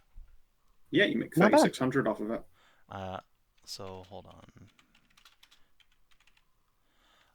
Anai, you get 360 GP since you did invest into the casino. Wonderful. Here's your I'll just add it to my bank account. I'm noted +1 prestige next turn. Okay, bueno. Next up, Anai. You have Foxy Couture and the Aether Foxhole. Yeah, and the Fox Tower. You have mine. 3 places. No, Oh, I have sorry, 2. yes. Foxy Couture was Masika. Sorry, I got thrown off because I've got like those 2 side by side. Fox Sorry. and Fox. Starting with Masika then. Sorry, Foxy Couture, since you're next on the list. Yeah. What you gonna do? Right now, it's looking like base income 900. Yeah. Pick a stronghold action. Yes, which is the one that's +1 wealth, -1 security, is it? Yeah, you can generate wealth. Yeah, generate wealth Generate adds wealth. your I'll just do proficiency that. to your wealth. Yes. So wealth.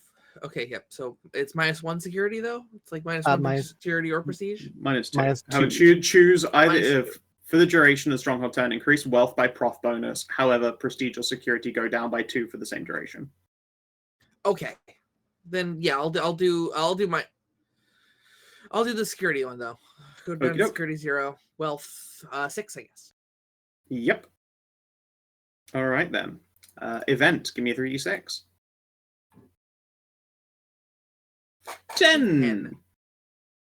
10 is an opportunity, I believe. I think so. Yeah. No, 10 is a setback.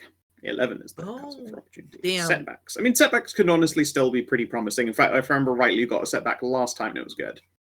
I think so. Yeah, you just gotta roll well. D10 plus prestige, please. Tell me what you get, because I can't see.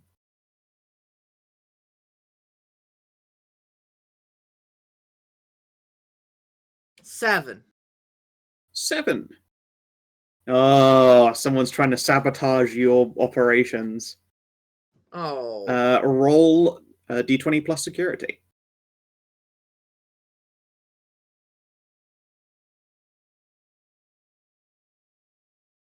A nat 1. Unfortunate, but honestly, not the worst setback. It's quite high up on the graph. On a 13 or less, in this case, even a nat 1, your current order isn't complete this turn. So you just don't do the generate wealth, no other negatives. Okay. So you get your base income of 900, and nothing else bad happens. Okay. Yeah, I mean, all things considered, that's Honestly, not all bad. things told, I've seen worse setbacks, that's for sure. That's for sure, yeah. All right. Now, Aether Foxhole, Anai. All right, Aether Foxhole's going to be generating wealth, bringing us to a wealth of 10 and a prestige of 0. Oh, that's right. You had the next turn +4 wealth, so it's 7 right now, and then you've made it 10. That's Yep. crazy, crazy. That's fun. That's a And a fuckload of money coming in. Yep. There's so much cash. All right. Oh, what did you take down? Sorry. Taking prestige, so we are Right, at so 0. prestige Sorry, is 1. 0. Yeah, so 1, 10, 0. Jesus. Okay. 3d6, please. Sure. 8. 8. Another setback. D10 plus prestige. Okay. So just a flat D10. 3. A 3. This is quite funny, actually. Anai, you have been recently denounced by the local clergy for supposed malfeasance. Apparently, there are a number of people who found out the people running this fine establishment actually happen to be hookers. However, I think you're going to be able to solve this problem because it's roll your d20 plus your prestige or plus your wealth. Okay. So 1d10 plus 10. 20 plus 10. Oh, right. Sorry. 1d20 plus 10. I thought you said 1d10. 1d20 plus 10. 30. The stronghold is... They are wrong. This stronghold is found to be a holy place. Plus 1 prestige next turn. You really hit with the Uno reverse this time around. Okay. So let's see here. So 10 Foxhole. times 3 is 30 times 100, so 3,000 gold. Sick. And yeah, next turn you have plus 1 prestige. As your girlfriend presumably was just like in the business and flipped an Uno reverse. You're like, are you kidding me? Hagen himself came here for a cup of tea, and they'll be like, that sounds like bullshit. Hagen did not do that. And they went and asked, and Hagen, being ever chill, was like, I promised to go for tea with them actually, so whatever. And you get your prestige. Wonderful. All right. And then the Fox Tower. Fox Tower. So it's going to be building up a new chamber. We're going to get a historical archive. Sweet. All right, what are the requirements for building this new chamber? It's just 1,000 GP. All right. Let's see. Historical archive. What it do? Plus 1 prestige. Yep. And it makes it so like I have bonuses to doing like research checks in the stronghold. I believe. Here. Is it that historical archive? Yeah. So I get to do intelligence checks with gather information with like for free in the stronghold. Feels like the right thing to have in like the wizard tower that's by the campus and everything. And part of like a merchant princess. Yep. It unfortunately has a -2 wealth this turn, so it brings it to a wealth 2, but that's fine. Yep. Okay. In which case, roll me your 3d6. Okay. 3. What'd you get? A 3. Oh. That seems like the lowest thing you could have gotten there. It is. I rolled 3 ones. That's a danger, so I need a d10 plus security. These stronghold turns are not 1d10, you said? Yep. Plus set. Plus security. Mm-hmm. Okay. 11? Shit. A dangerous plot is uncovered early. You can roll plus security, prestige, or wealth. Okay. So d20 plus whichever of your scores you want to use. I guess it's going to be wealth because that's +2, so... All right, d20 plus 2. 13? All right. The plot is dealt with, but at a cost of -1 wealth next time. Jesus Christ, why can't this tower... There are people really trying to undermine your business. Hey, look, it's it's only -1 I go from -2 -2. to -1 on it for next turn. Yeah. Okay. Well, I'm getting 600 from it, which is then also being used up. It's some money in the bank account to fund the historical archives.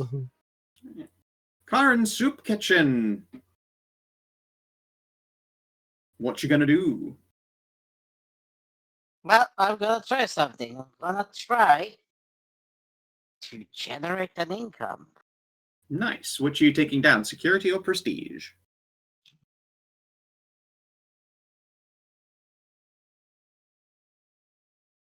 Yeah, we'll go with prestige. Okay, so your prestige drops to -1 this time, but no biggie. All right, you have +2 to wealth. Give me a 3d6, please. 3d6. 11. 11 is an opportunity. Roll me a d10 plus wealth. Good thing you just did that wealth roll. This is d10 plus 2. Is it proficiency? No, just d10 plus 2.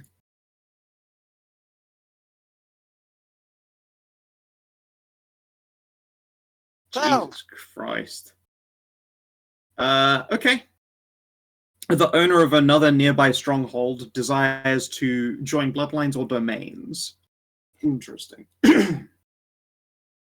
So while you are out almsing for the poor, or well, more like your workers are out almsing for the poor, they happen to come into contact with not a soup kitchen, but definitely a charitable organization. It looks like a group related to people with gambling addictions. And they would like to do a lot of advertising, speak to the people, and your soup kitchen would be a good place to start. Roll a plus prestige, please. So 1d20 -1. 1d20 -1. Oh. Unfortunately, they discovered that you're one of your best friends there, Cass, happens to own the Golden Cat Club, which is almost certainly responsible for some of the people in their charitable organization. That is -1d4 prestige next turn. 1d4, please. Oh, -1d4? Yep. 1d4. Oh, there you go. Dang. Okay. So you have -3 prestige next time. Crazy. However, you do make 2 times 3 times 100. You make 600 gold. I'm pretty sure your soup kitchen size 3. Yeah, it's got 4 facilities, but one of those was an extra one. Yeah. It's a decent money considering things went kind of horribly. You went out collecting alms for the poor, and they found out that you're besties with one of the people responsible for putting a lot of their people in that charitable organization. Oops. Oopsies. And that is that for now. Oh, will I get sendings about like what the actual plot was against me? Yes, I think Stace would let you know that someone had, as ridiculous as it sounds, planned a panty raid on your entire tower. Now, this doesn't sound like a big deal, apart from the fact that one of the accessible windows happened to be where your new historical archive was going up, and there were some workers very much not happy about having a bunch of drunk students trying to climb in through the windows to steal your underwear. That's very understandable. I very much get why they would not. It was a little expensive, and Stace had to throw them what is effectively a distraction party, but they managed to prevent a panty raid from occurring and disrupting business. Yep, that makes a lot of Ariel sense. visiting the deserts. That bunny can't be trusted. She really can't be. She made the panty barge. Now we need the panty sand barge. Look, I'm sure like once she gets to a part of the time where she can retire, because I mean she is like a half elf, and eventually after some number of decades, she'll probably pass on like the title of the Night Mastership. Yep. Then there'll be shenanigans. Yeah, there'll be time for going back. For your midlife crisis is going to be going to the deserts to gamble in casinos and go on student panty raids. That's kind of psychopathic now that I think about it. It is pretty psychopathic. Yeah. I don't think she'd be But hey, doing that. how? I mean, you had to cope with a lot of PTSD. Sometimes it just comes out in different ways in people. You just want to regress. I get it. So I believe. I'm just gonna ask, would that be then the Sandy Panty? Yes, the Sandy Panty. Very true. Yeah. In fact, honestly, that's probably like the name of a business somewhere nearby. Yeah, I think that's going to be the end of the sesh. I hope you all enjoyed. It was another XP. strange verbose one. I'm Was I getting up? to it. I'm getting to it. But yes, I had difficulty with this session because it's very hard to describe broken physics. Yeah, it's fine. You did good. Like I have this very clear image of what it should be and feel like in my head, but I don't think I have words to equivocate that quite right. I mean, we got there eventually. Mm, The art helps a lot. true. Yes, the art obviously did a lot of the carrying there, thankfully. Yeah, no, that's good stuff. Oh, did you save an innocent life? Not yet. No. Nope. Defeat a solo or treacherous? Not yet. No. Actually, by assisting the Fracture Wizard, you prevented a treacherous encounter. That guy is actually terrifying in a fight. Yo. Oh. Nice. All right. Yep. Yeah. I count preventing the near sure threat of an encounter with skills counts for it, and I would qualify that. Yeah, that guy has some scary abilities. Allow me to show you a couple. Let's see here. Fracture. He can soul shock and pull people into the time warp. Oh. That'd be bad. He can telekinetically fling people, and you auto fail if you're already floating in it. Oh. He can like pull a Gandalf and slam you into things and stick you to them. Oh, it's a And if he can get you all grouped up, master splinter. yeah, this matter splinter, please. It's very different. And also, he has this effect on him. Anytime you kill a fracture, you roll a d6, and on a 6, you fight 2 more fractures. Yay. There is a troll? chance that that can become a cascade. I mean, like, it's a 6 and a 1 in 6, but it's still pretty fucking... It's alarming. Yeah, It's a spooky fight that could Yeah. potentially get spookier and spookier. Well, I'm glad we found a way to communicate with them then. Yeah, I'm very I'm a clever of you. genius. You You should give me true inspiration thick for brain. being such a genius, in fact. You know what? Yes, you can have inspiration. Absolutely. Enjoy. Learn anything new about the Wild IHU Journal? I don't think the existence of the spell is enough to warrant it, but maybe. You haven't identified it yet. You just know that a big magic spell made a big magic bad thing happen, and that shit happens all the time. Yeah, that's why I said like probably didn't count. Yeah, no, I don't think we really learned anything. I mean, Without hey- fractured wizard. Again, it's just Again, like magical catastrophes happen all the time. This isn't something new about the world. Bad shit happens to people who don't deserve it as much as it happens to people who do. But hey, I mean, like possibly a new really cool spell once we can work out the kinks in it. Yep. Did you take on or create a major quest, complete quest? no. Don't think so. No, you're still working on Orb quest. Uncover a rare magic item or treasure hoard. No. Not yet. One Special XP. objective. Nope, 1 EXP. Dang. All right, 3 through Oh, 5. it's not 0. It isn't Yeah. 0. It's not 0. By virtue of talking our way past that boss fight. And is now 3rd of December in game. Woo. Getting toasty out. Yeah. We gotta hurry up Successfully and- met the fractured mage. Didn't die. 1 Gotta EXP. Gotta hurry up in these areas and everything like that so we can return to the families for Yule and stuff.